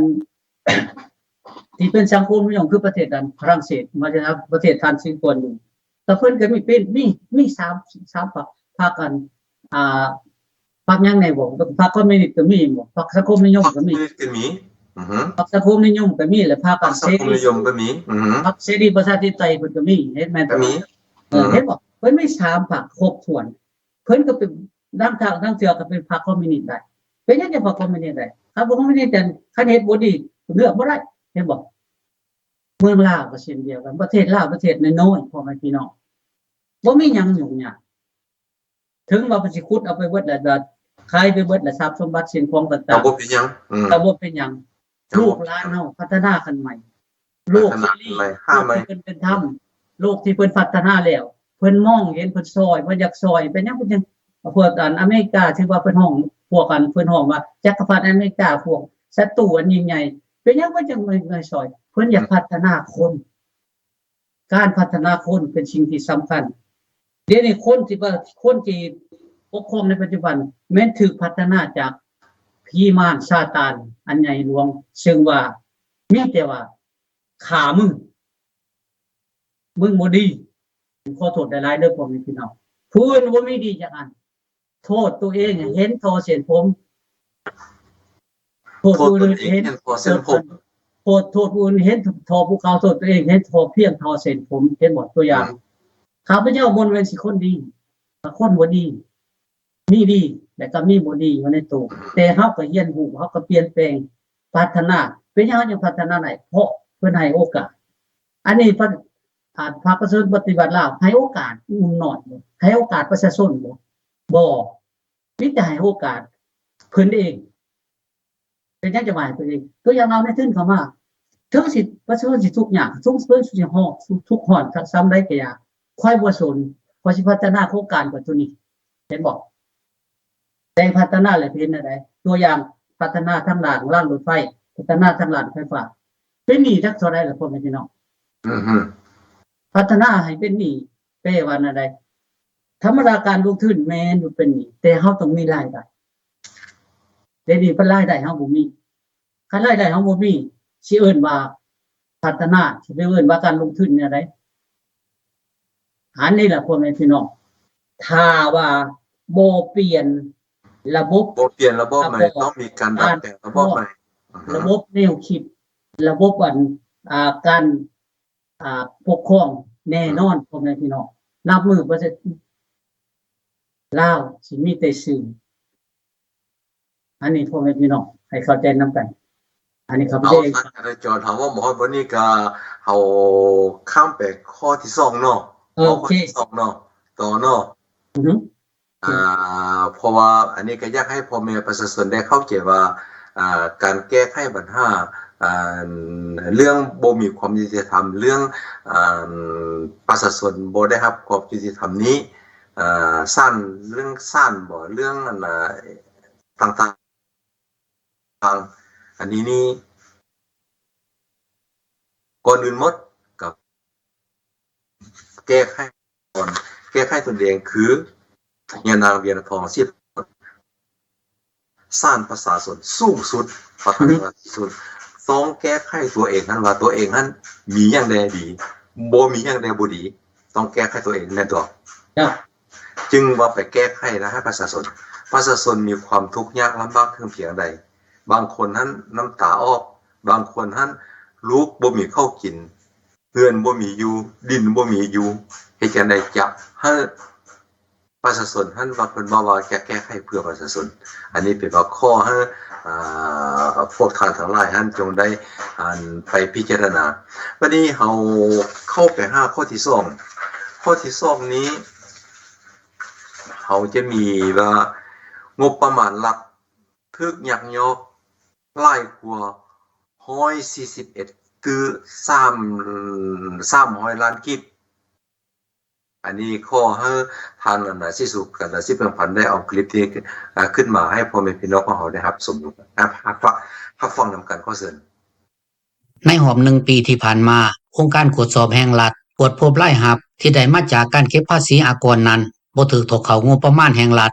141ตื้อ300ล้านกีบและยังพบหน่วยงานของรัฐอยู่หลายแขวงใช้เงินข้างแขวงและงบประมาณแห่งรัฐบ่ถูกต้องตามเป้าหมายอันได้สร้างความเสียหายเป็นเงิน78ตื้อ460ล้านกีบท่านเวียงทวีสอนเทพจันทร์ประธานองค์การตรวจสอบแห่งรัฐ กล่าวในกองประชุมสมัยสามัญเทื่อที่4ของสภาแห่งชาติชุดที่เก่าในมื้อวันที่22ธันวาคมนี้ว่างบประมาณที่มีการหัวไหลและนำใส่บ่ถูกต้องนั้นแม้นเป็นย้อนเจ้าหน้าที่รัฐบ่ปฏิบัติตามระเบียบกฎหมายอย่างเข้มงวดต่อปัญหาต่างๆที่กล่าวมาข้างเทิงนั้นสังรวมแล้วเกิดมาจากสาเหตุต้นตอดังลุ่มนี้ 1. ความเป็นเจ้าการในการชี้นำค้นคว้าเสื่อมซึมการประสานสมทบสุขยู่ติดตามกวดกาความเข้มงวดในการจัดตั้งปฏิบัติกฎหมายเกี่ยวข้องกับปัญหาข้างเทิงยังเฮ็ดบ่ทันได้ดีมีความซักซ้าบ่ครบถ้วนสำหรับรายรับที่บ่ได้ถือเขางบประมาณแห่งรัฐนั้นส่วนใหญ่แล้วแม้นมาจากการเก็บภาษีอากรจากหัวหน่วยธุรกิจทั้งบริษัทของคนลาวและคนต่างประเทศและรายรับจากการเก็บค่าเช่าสัมปทานที่ดินของรัฐเฮ็ดให้รัฐเสียหายหลายการให้เช่าสัมปทานที่ดินในปี 2021-2022 มีบ่ต่ำกว่า 2,000 โครงการกวมเอาเนื้อที่ประมาณ 927,457 เฮกตาร์แต่ได้นำใส่ตัวจริงเพียง 582,320 เฮกตาร์หมายความว่ามีเนื้อที่ 345,137 เฮกตาร์บ่ได้รับการพัฒนาเกี่ยวกับเรื่องนี้ชาวแขวงจำปาสักผู้หนึ่งเว้าต่อวิทยุเอเชียเสรีในมื้อวันที่26ธันวาคมนี้ว่ารัฐบาลควรจะคิดไหล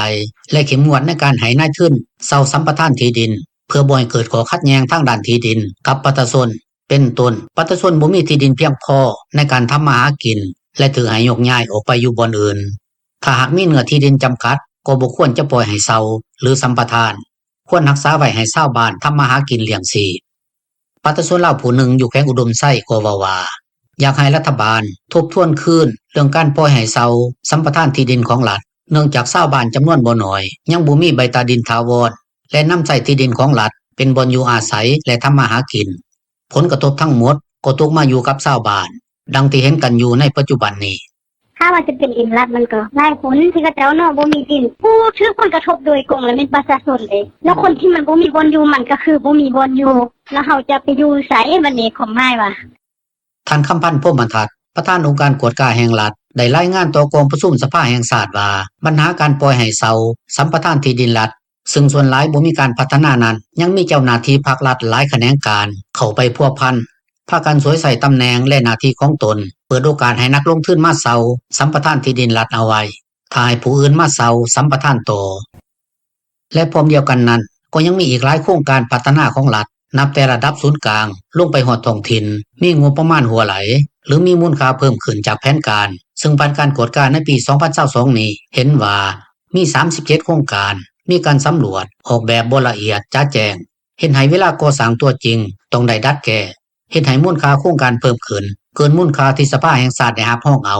คือกลายเป็นมูลค่าโครงการนอกแผนถึง310ตื้อ490ล้านกีบเว้าถึงการจัดตั้งปฏิบัติโครงการที่เช่าสัมปทานที่ดินก็ยังเห็นว่าบ่ได้ผ่านการประเมินดังที่ท่านคำพันธ์พรหมทัศน์กล่าวว่าการจัดตั้งปฏิบัติโครงการยังเห็นว่าบ่ได้ผ่านการประเมินบ่ได้วางเงินค้ำประกันสัญญาการเก็บค่าเช่าสัมปทานที่ดินยังบ่ครบถ้วนและคิดไล่บ่ถูกต้องตามระเบียบการและเฮ็ดให้มีหางเสียงวิพากษ์วิจารณ์ในการจัดตั้งปฏิบัติมาถึงปัจจุบันรัฐบาลลาวให้เช่าสัมปทานที่ดินในขอบเขตทั่วประเทศที่มีในระบบข้อมูลจำนวน 2,031 โครงการคือโครงการด้านการเกษตร800โครงการด้านพลังงานไฟฟ้า313โครงการด้านการขุดค้นบ่อแห่899โครงการและโครงการอื่นๆอีก19โครงการปัจจุบันกระทรวงทรัพยากรธรรมชาติและสิ่งแวดล้อมได้สำเร็จการรวบรวมข้อมูลเนื้อที่เช่าสัมปทานที่ดินคืนอยู่6แขวงจำนวน101โครงการในนั้นได้รูปร่างโครงการที่บ่มีตัวตน74โครงการที่กวมเอาเนื้อที่ดิน 16,064 เฮกตาร์นอกจากนี้ยังลืบซื้อโครงการออกจากบัญชีเช่าสัมปทานที่ดินรัฐจำนวน110โครงการยกเลิกโครงการที่บ่ได้ปฏิบัติและหมดอายุเช่าสัมปทานจำนวน170โครงการกวมเอาเนื้อที่ 79,097 เฮกตาร์ยกเลิกโครงการที่บ่ได้เช่าสัมปทานที่ดินของรัฐ13โครงการกวมเอาเนื้อที่ 311.2 เฮกตาร์อิงตามการรายงานของยะนางบุญค่ำวรจิตรัฐมนตรีกระทรวงทรัพยากรธรรมชาติและสิ่งแวดล้อมต่อกองประชุมสภาแห่งชาติในมื้อวันที่7ธันวาคมนี้และท่านสนใจศรีพันธ์ดอนรองนายกรัฐมนตรีก็เคยได้กล่าวต่อกองประชุมสมัยสามัญเทื่อที่2ของสภาแห่งชาติชุดที่เก่าเมื่อท้ายปี 2021 ว่า รัฐบาลยังจะสืบต่อการหันหนีเป็นทุนโดยรูปแบบการปล่อยให้เซาสัมปทานที่ดินรัฐเพื่อทำการเกษตรโดยที่รัฐจะนำเงินที่ได้มาจากการให้เซาสัมปทานทั้งหมดไปชำระหนี้สินสาธารณะของประเทศเจ้าข้อขอบใจท่านนาสิสุขสิบพันธ์และก็ข้อขอบใจนำวิทยุเอเชียเสรีซึ่งได้เอาข่าวนี้มาให้ทางอำนาจประชาชนลาวได้ออกมาวิเคราะห์วิจัยต่อพ่อแม่พี่น้องซึ่งที่ว่ากำลังรับชมและรับฟังอยู่ในขณะนี้และก็ให้เข้าใจว่าเป็นยังจึงรัฐบาลลาวสปปลาวนี้จึงมีการซ่อนรับบ่ร่วมมีการยักยอกไล่ที่สุดเท่าที่จะเท่าที่จะไล่ได้โดยที่ว่าบ่คำนึงถึงว่าพ่อแม่ประชาชนผู้ลูกผู้ปิดลูกผู้ปิดหลานผู้อยู่ชนบททางภาคใต้ภาคเหนือบ่มีบ่อนอยู่บ่มีบ่อนเฮ็ดบ่มีบ่อนทำมาหากินอันนี้สิ่งที่วิทยุเอเชียเสรีได้เว้ามานี่ว่าอีกข้อหนึ่งข้าพเจ้าพอจับความได้ดังนี้เจ้าหน้าที่แผนกทรัพยากรธรรมชาติและสิ่งแวดล้อมเครื่องจำปาสักท่านหนึ่งได้กล่าวถึงโครงการต่างๆที่ได้รับสัมปทานที่ดินของรัฐแต่การให้สัมปทานไปนั้นบ่คุ้มค่าอันนี้ข้อหนึ่งแล้วข้อสองว่าการสัมปทานที่ดินในเมื่อว่าทางรัฐเอา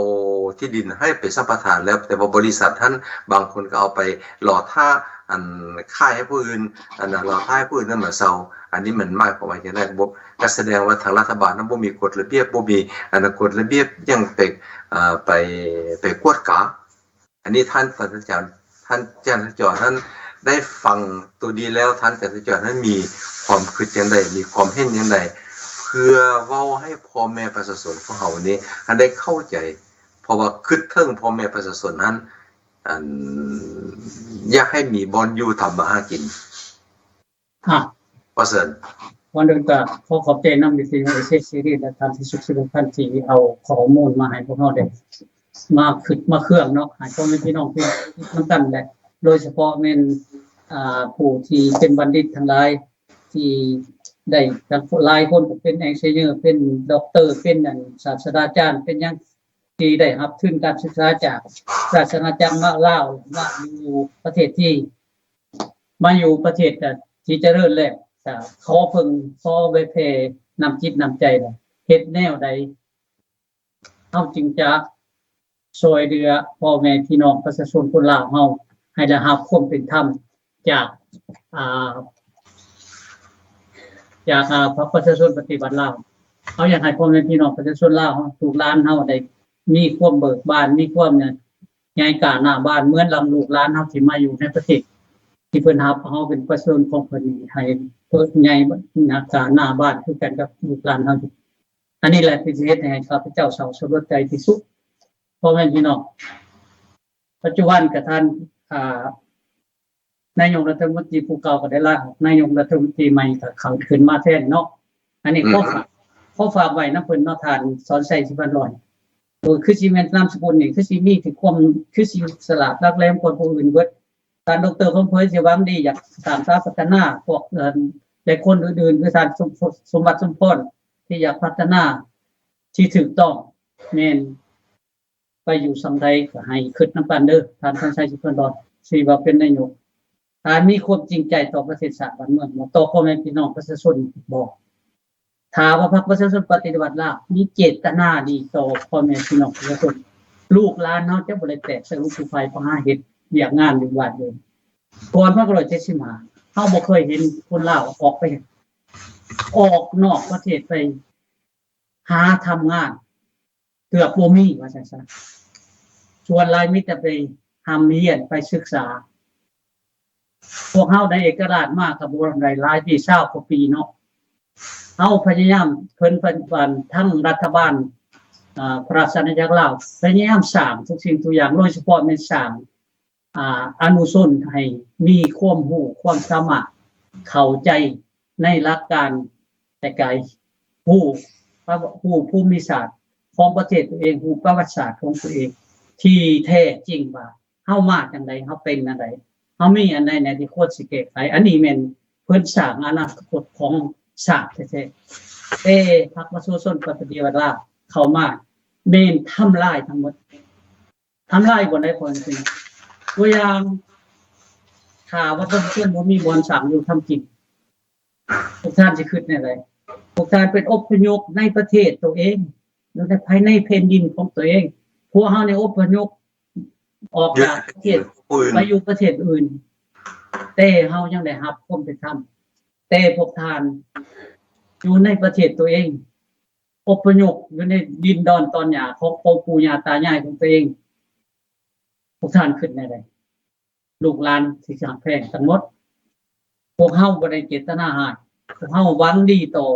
พวกท่านทั้งหมดพวกนี้เพิ่นเขาสร้างหยังขึ้นก่อนทวิตการพัฒนาความพัฒนาเรื่องอบายมุขมันหยังกันเป็นความปากทางแห่งความเสื่อมว่าจังซั่นเอาสร้างคันตัวอย่างสามเหลี่ยมทองคำเพิ่นบ่ได้บอกว่าอบายมุขเพิ่นบอกว่าสังคมเนาะเปื่อยเพิ่นว่าสังคมเพิ่นบ่ได้ได้สังคมเลยเศรษฐกิจพิเศษเศรษฐกิจเฉพาะ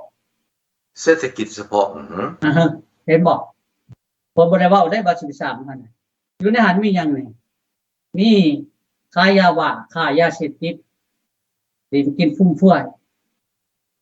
และก็เมื่อเมาลูกหลานด้วยยาเสพติดต่างๆเห็นบ่อันนี้แหละพ่อแม่พี่น้องการทำลายสัตว์ตัวที่2มาแม่นยึดดินดอนตอนหญ้าสร้างโครงการต่างๆขึ้นมาสิเป็นโครงการปีโครงการแท้โครงการบ่แท้ก็อย่าอันนี้แหละสำคัญที่สุดพ่อแม่พี่น้องเป็นหยังมันจะเกิดจังซี่ขึ้นก็ย้อนบ่มีเทวตาธรรมและก็บ่มีเมตตาบ่มีอันพรหมวิหาร4และก็โดยเฉพาะแม่นศีล5บ่มีและก็แม่นเบิดแล้วพ่อแม่พี่น้องที่ว่าพวกท่านที่เป็นหลักเป็นเกณฑ์พวกท่านหวังว่าพวกท่านนั้นเป็นผู้ปกครองเป็นผู้กับเฮาบ่ได้เอิ้นว่ารัฐบาลเด้อพวกท่านแม่นกุมกำอำนาจพวกท่านช่วยโอกาสพวกท่านเป็นพวกฆาตกรฆ่าทาสเอาชาติตัวเองไปเป็นทาสชาติอื่นโดยเฉพาะแม่นเป็นทาสของพวกท่านเป็นทาสโดยวิธีใดที่สาวเป็นทาสโดยวิธีใดเป็นทาสโดยวิธีการต่างๆตัวอย่างเฮ็ดให้ประชาชนบ่มีขี้ดินอยู่เป็นหยังจะสิบ่ทุกข์ลงจะเคยเห็นหน้าจะเคยมีอยู่มีกินคันคนบ่มีข้าวในเฒ่าข้าวในเหล้ามันเฮ็ดสิกินอยู่จังได๋ตามสิโตสมัยก่อนเฮาบ่มีรถบ่มีล่างบ่มีตึกมีหยังแต่เฮามีข้าวในหน้าป่าในนาข้าวเนื้อเกลือไตว่าซะคันบ่อยู่ตามบ้านนอกเขามีพึ่งพาอาศัยซึ่งกันและกันเดี๋ยวนี้เป็นแนวใดสังคมแบ่งแยกสังคมแตกสลายสังคมมีแต่ความระแวงสงสัยสังคมบ่มีการให้อภัยซึ่งกันและกันบ่มีการความรู้สึกต่างๆจังซั่นล่ะมันจะเกิดจังซี่คือสำคัญที่สุดเป็นหยังพระพุทธเจ้าจึงบอกศาสนาพุทธนะเพราะพระพุทธเจ้าพุทธว่าเป็นหยังพระพุทธเจ้าจึงเน้นหนักแต่เรื่องจิตใจสำคัญที่สุดสำเร็จแบบแก่ใจ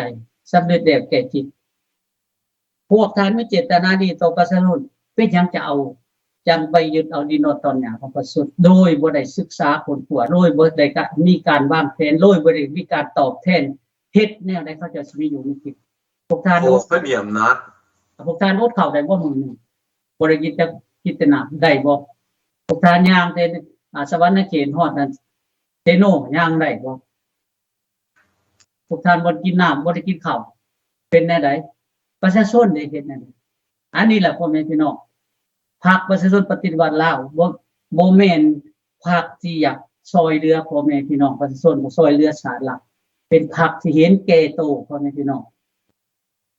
อันนี้ล่ะจังอยากให้พวกลูกหลานเข้าใจคันเว้าแล้วเพิ่นเขียนคอมเมนต์ว่าเจ้าได้จะเว้าแวะเป็นความจริงก่อนอื่นมันต้องมีทฤษฎีก่อนคือพวกท่านได้ตัวหยวกเข้ามาเพื่อจะเข้ามากุมกำอำนาจและสิเป็นคอยขาของ จักรพรรดิท้องถิ่นกันพวกทานก็ใส่เข้าปากนี่แหละซะก่อนแม่นแต่ว่าที่นี่เฮาเว้านี่บ่แม่นเฮาเว้าหยังเฮาเว้าให้ลูกหลานเข้าใจ ท่านจราจรเพราะบ่มอนเมื่อกี้แต่ว่ามีผู้ว่าอันน่ะท่านจราจรท่านในสมัยตะกี้ในสมัยก่อนในสมัยตะกี้ท่านจะได้มีการอบรมด้านในครูด้านในครูแปลว่าไปศิษย์สอนลูกศิษย์จังบอกแต่ว่าอันนี้ท่านจราจรท่านสามารถคันท่าว่าท่านจะมีความสามารถที่ว่ากลับคืนเมืองสร้างสร้างพัฒนาประเทศชาติบ้านเมืองต้องเป็นสร้างเรื่องในครูสอนเด็กน้อยให้มีความรู้ให้มีการศึกษาที่ดีแต่ธรรมดาทุกสิ่งทุกอย่างทุกสิ่งทุกอย่างค่ะที่ก่อนทุกสิ่งทุกอย่างขึ้นนำการศึกษาทั้งหมดการศึกษาเนี่ยมันมีแต่อยู่ในห้องเรียนพ่อแม่พี่น้องอยู่ในสังคมอยู่ในการโทรทัศน์อยู่ในหนังสือพิมพ์อยู่ในวิทยุอยู่ในท้องถิ่นต่างๆอันนี้เป็นการศึกษาทั้งนั้นการเรียนวิชาความรู้การเรียนเอาผู้อ่านวิชาเฉพาะความสามารถแม่นอยู่ในห้องเรียนแต่สำคัญที่สุดพ่อแม่พี่น้องเป็นหยังจึงบอกว่าถ้าว่าเจตนาเฮาบ่มีแต่แน่นอนเจตนาเฮาบ่ดีแต่แน่นอนแต่ดังตัวอย่างพรรคประชาชนปฏิบัติแล้วเจตนาของเพิ่นไม่ได้มีแต่พรรคเข้มแข็งเท่านั้นพรรคเข้มแข็งเพื่อหยังให้บอกเฮาต้องวางคำถามตรงนี้พ่อแม่พี่น้องเพื่อพัฒนาพรรคบ่ได้เพื่อพัฒนาประชาชนนี่เพิ่นพัฒนาพรรคมีแต่พรรคเพิ่นโคตรในพรรคเพิ่นเท่านั้นที่ว่าอะไรกำลังนั้นตัวอย่างทานท้องรุ่นตอบคนบ้านแต่แม่นทานสอนใช้สิบดอนนี่บ่ทานวัดปานกลางไล่ล่าออกไปแล้วหรือว่าเห็นออกไปแล้วแต่ทานสอนใช้สิบดอนสิเฮ็ดหยังแน่ได้แต่ก่อนเป็นผู้รักษาโครงการวางแผนการโครงการพัฒนาต่างๆนี่เห็นได้นี่ว่าการเป็นรัฐมนตรีกระทรวงต่างประเทศแต่ก่อนเห็นได้เห็นได้การพัฒนาต่างๆที่ผ่านมาที่ปัจจุบันมันเป็นได้มีการยักยอกที่ดินมีการใส่อำนาจมีการสร้างโครงการพีขึ้นก็มีแต่โครงการต่างๆมีราคาสูงกว่าจริงก็มีแต่เป็นยังมันจึงเป็นอย่างนี้ทานสิแก้แนวใดทานสิทอนใส่สิบ่ดอนเฮ็ดแนวใดลูกเฮาจังสิได้ลูกหลานเฮาจังสิได้รับการศึกษาเพียงพอเฮ็ดแนวใดประชาชนเฮาจังสิมีอยู่มีกินพวกท่านคิดล่ะบ่หรือว่าพวกท่านคิดว่าเฮ็ดแนวใดสิคุมเห็นประชาชนหลายๆคนปัจจุบันเฮ็ดแนวใดประชาชนสิถูกลงหลายคนปัจจุบันเฮ็ดแนวใดสิเอาศาสตร์อื่นเข้ามาคุมอันประเทศชาติพวกตัวเองได้หลายทุกบวชถ้าเขากำอำนาจได้คือกันกับพวกทานกำอำนาจปัจจุบันนี่แหละพวกทานปราบพวกเฮาพวกเฮ็ดพวกเฮาถ้าพวกเขามากำอำนาจได้พวกทานอย่าลืมเด้อว่าพวกทานกรรมสิสนองกรรมอันนี้ให้คิดคักๆก่อนมันสิสวยเกินเกณฑ์ถ้าว่าพวกทานเจตนายังมีเจตนาคือเก่าอยู่หลงมั่วเมานำกิเลสตัณหาซึ่งว่าบ่มีเมื่อพ่อก็แน่นอนมือหนึ่งพวกท่านที่จะมีจุดจบแบบเดียวแนวใดแนวหนึ่งดังที่ประเทศที่เขาเจ้าเป็นมาเป็นยังจะเกิดขึ้นจังซี่ได้แต่ย้อนมันมีพรรคเดียวว่าปกครองย้อนมีพวกเดียวกลุ่มเดียวปกครองบ่มีผู้อื่นติบ่มีผู้อื่นบอกในครอบครัวเฮายังมี2คนนะตอน30ปีว่าสิเป็นครอบครัวได้ก่อนจะเป็นครอบครัวได้มี2คนแต่ก่อนครับมี2คนก่อนผู้ชายครับนี่หลังจากนั้นก็มีลูกมีเต้าวันนี้เขามีลูกมีเต้าเขาคงมีความรู้สึกแนวใดพวกทานของมกรรมอำนาจแต่กี่พวกทานบ่มีอำนาจเดี๋ยวนี้พวกทานมีอำนาจพวกทานคิดแนวใดกับประชาชนพวกทานมีลูกมีบ่ทานกับไตสิบดอนมีลูกหลายคนพวกทานคิดแนวใดลำลูกกับหลานพวกทานแต่ว่าต้องสอนลูกหลานเพิ่นเจริญรุ่งเรืองบ่คนคุยกันขึ้นมากรรมอำนาจว่าเป็นเชื้อสายขึ้นมาสืบเชื้อสายท่านจะผู้อื่นได้ซั่นผู้อื่นได้บ่มีจอนท่านจะจอนแม้ว่าคำใดสิบดอนมีลูกมีเต้าแล้วก็มีท่านไก่ซ่อนภูวิหารนี่มีลูกมีเต้าแปลว่าผู้นี้แปลว่าซ่อนให้ลูกเต้าหันซ่อนรัดบ่ล่วงต่อไปอันนี้แหละจังว่ามันสำคัญที่สุดของในพี่น้องถ้าพวกท่าน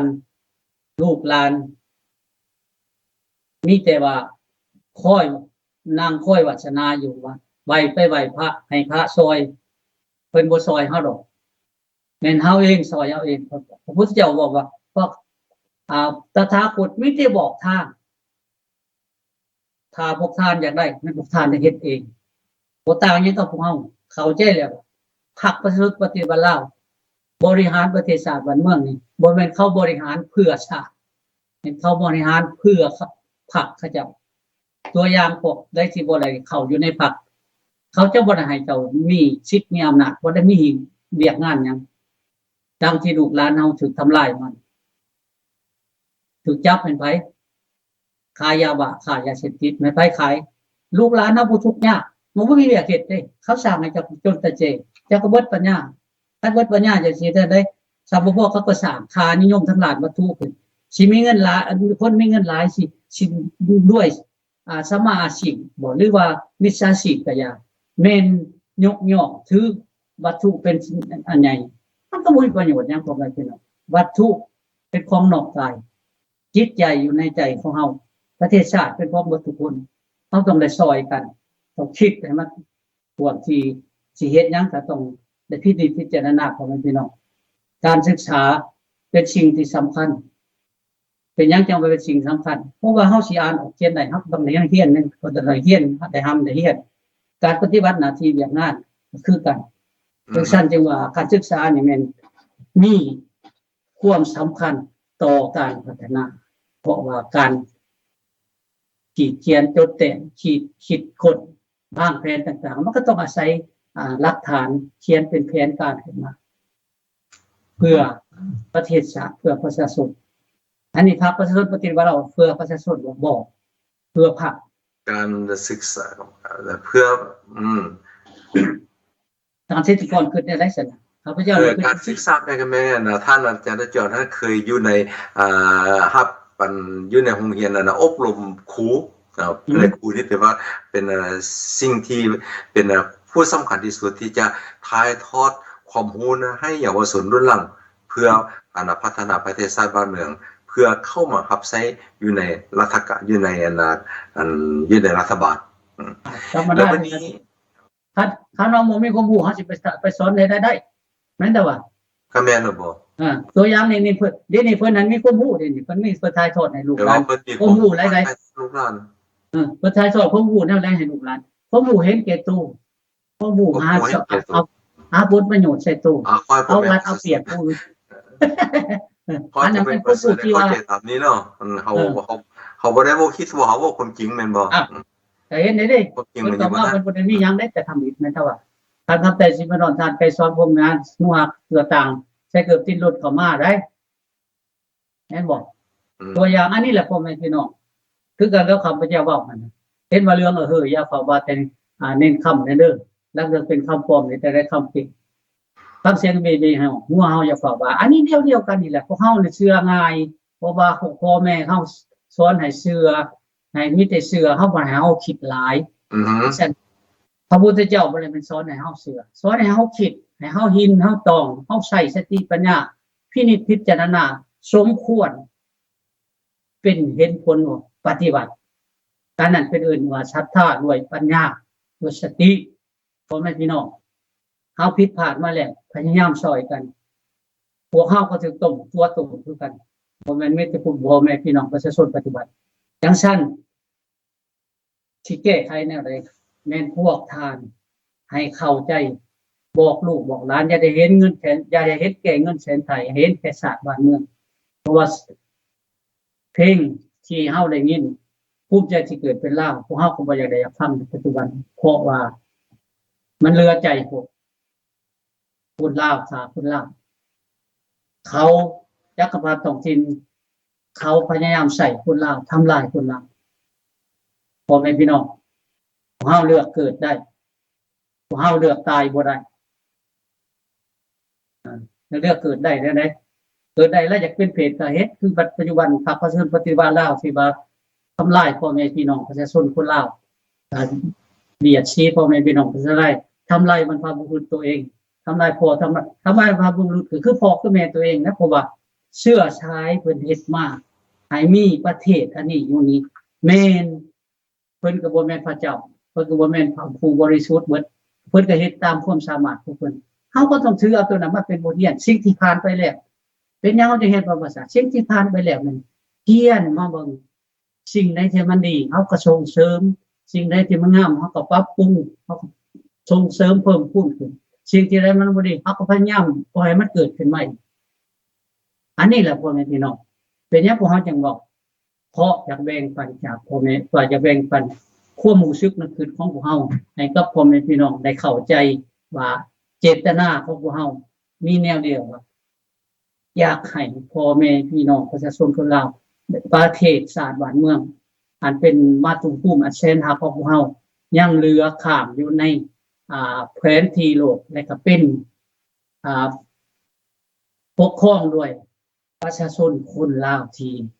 มีความหักความเป็นลาวของตัวเองบ่แม่นสิเชื่อชาติใดก็อย่าพ่อแม่พี่น้องที่เขามาอยู่ในหันแต่สมัยก่อนเฮาก็มีเบิดคุซะมีเวียดนามมีเจกมีจีนมีเขมรมีไทยและมีพม่ามีอินเดียเขามาอยู่ในรวมกันเฮาก็อยู่กันอย่างมีความสุขโดยเคารพนับถือซึ่งกันและกันความผิดพลาดมันมีเป็นบางอย่างเป็นบางบ่อนสมัยฝรั่งเขาไปปกครองเฮาก็นี่คือการความผิดพลาดของพระเจ้ามันไปตามสมัยในสมัยนี้สมัยเทคโนโลยีสมัยใหม่สมัยชีวิตใกล้สิถึงพญาสมัยพระอริยเมตไตรทุกท่านใช่สมัยศตวรรษที่21นี้ควรเปลี่ยนจิตเปลี่ยนใจไหมควรเปลี่ยนแนวคิดไหมอันนี้แหละปีใหม่เดือนใหม่ก็เป็นข้าพเจ้าเองบอกมาหลายเนาะบอกหลายก็แทนสิก่อนประกาศญาติพี่น้องลำพาดขอฝากคุณพี่ก็เป็นจังซี่แหละเพราะว่าสิ่งใดที่ดีที่งามในปีใหม่2023ก็เป็นอยากให้พ่อแม่พี่น้องทุกท่านวันบัณฑิตทั้งหลายผู้ที่ฮู้ทั้งหลายให้ขยายความคิดความเครื่องในกระซอยเรือเสื้อชาติลาวถ้าว่าพวกท่านยังมีความรู้สึกอยู่ว่าเฮาเป็นลาวความเป็นลาวของเฮาจะบ่สูญถ้าทุกคนตั้งจิตตั้งใจร่วมกันสร้างสรรค์พัฒนาเนาะร่วมกันสร้างร่วมกันสร้างความรักความแพงความสามัคคีเป็นสิ่งที่สำคัญที่สุดพ่อแม่พี่น้องเขาสิมีความรักความสามัคคีแต่โตเมื่อเฮาคงมีความจริงใจความจริงใจเป็นสิ่งโตที่สำคัญคือพระชิตว่าอยากเป็นผู้ใหญ่ให้รู้จักกันเสียสละอยากเป็นผู้ชนะให้รู้จักให้อภัยอยากเป็นคนที่มีความศิวิไลต้องพบบัณฑิตอันนี้พ่อแม่พี่น้องเป็นสิ่งที่สำคัญที่สุดข้าพเจ้าเองก็สิคำลาข้าจากพ่อพี่น้องก็อยากขอฝากความตรงตัวน้อยหนึ่งเนาะว่าเมื่อยังบ่ตายควรทำกายให้เป็นสาธารณะเป็นเมื่อยังหากสิ่งใดบ่มีโทษบ่มีบาปกรรมคิดแล้วจงลงมือทำพ่อแม่พี่น้องซอยกันฮักกันเคารพนับถือซึ่งกันและกันและยอมรับความจริงว่าเท่านั้นในชีวิตเฮาก็บ่มีหยังมีแต่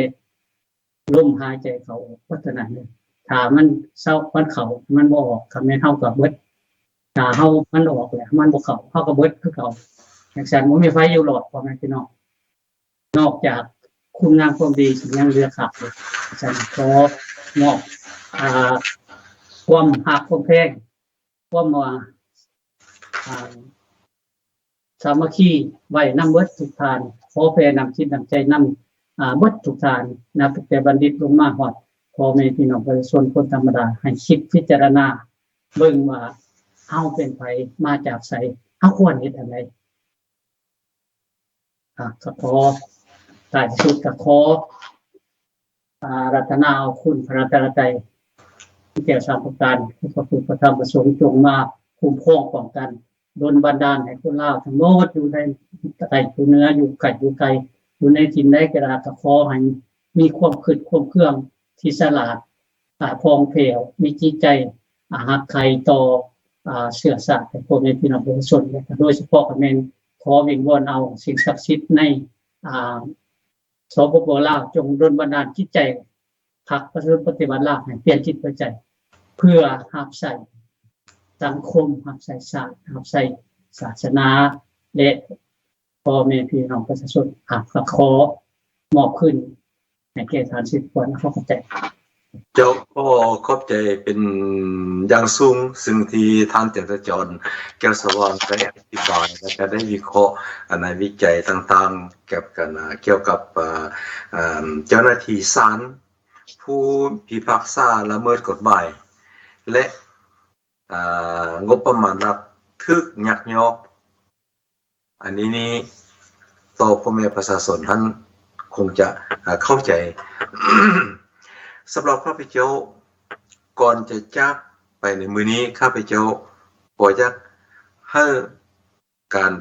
ดัดแปลงการแก้ไขการเปลี่ยนแนวคิดมาเปลี่ยนแนวคิดไปอย่างไรเปลี่ยนแนวคิดเพื่อบ่ให้มีการซ่อนและบังลวงเพื่อบ่ให้มีเพื่อให้มีความยุติธรรมต่างๆนั้นให้มีแนวคิดเปลี่ยนระบบการปกครองหนึ่งให้เปลี่ยนระบบการปกครองใหม่และก็ซ่องมาให้มีการศึกษาเท่าที่จะเฮ็ดได้แล้วก็สร้างมาให้ปล่อยที่ดินถึงแต่ว่ามีที่ดินบ่อนว่างบ่ที่ดินบ่อนได้ก็แล้วแต่ข้อให้ปล่อยที่ดินนั้นให้ประชาชนนั้นได้มีบ่อนอยู่ทำมาหากินแล้วก็ก่อนจะจากไปนี่ก็ข้าพเจ้าขอมอบคาถาแบบท่านจราจรเว้าหั่นว่าของเรื่องพูดเรื่องธรรมะเนาะก็คือว่านัตถิกัมมังสมะพลังแห่งได้ในโลกเสมอด้วยแห่งกับจะบ่มีอันนี้เป็นว่าขอให้พ่อแม่พี่น้องจงได้จดจำเอาไว้ข้าพเจ้าขอขอบใจอย่างสุขสบายดี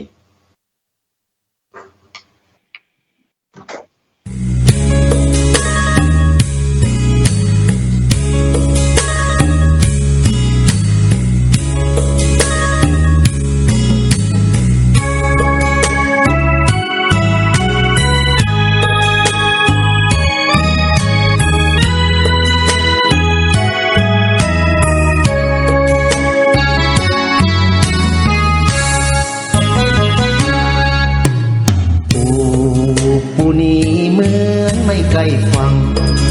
ลูกหลานสู่เจ้าจงฟังปู่จะสั่งก่อนจากสู่ไปลาวเหนือลาวเทิงลาวหลุ่มลาวกลางลาวใต้ก่อนปู่สิ้นลมหายใจสู่จงจำไว้สู่ลาวด้วยกันปู่นี้ขอ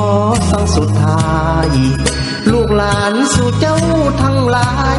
ขวากำซ้ายสู่แย่งยังกันสู่ขาสู่แกงอ้างขาวแดงสู่ใดยังกันเลือดมันเข้มกว่าน้ำนั้นพวกสู่ลืมมันไปแล้วหรือใด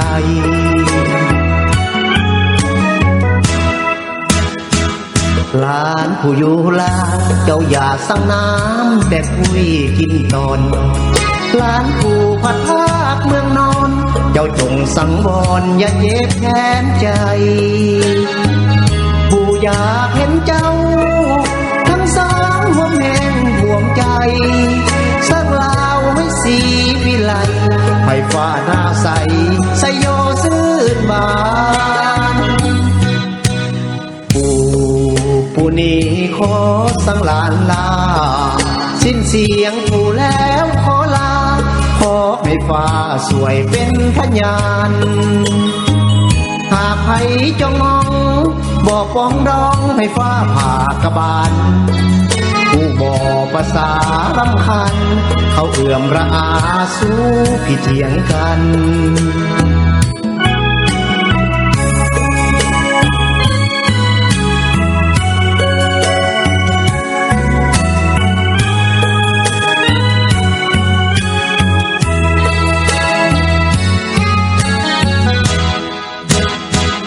หลานผู้อยู่ลาวเจ้าอย่าสั่งน้ำแต่คุยกินตอนหลานผู้พัดภาคเมืองนอนเจ้าจงสังวรอย่าเจ็บแค้นใจผู้อยากเห็นเจ้าทั้งสองวงแห่งห่วงใจสร้างลาวให้สีวิไลไฟฟ้าหน้าใสไสโยซื่นบานผู้นี้ขอสั่งหลานลาสิ้นเสียงผู้แล้วขอลาขอให้ฟ้าสวยเป็นพยานหากใครจ้องมองบอกปองดองให้ฟ้าผ่ากบาลผู้ บ่ภาษารำคัญเขาเอื่อมระอาสู้ผิดเถียงกัน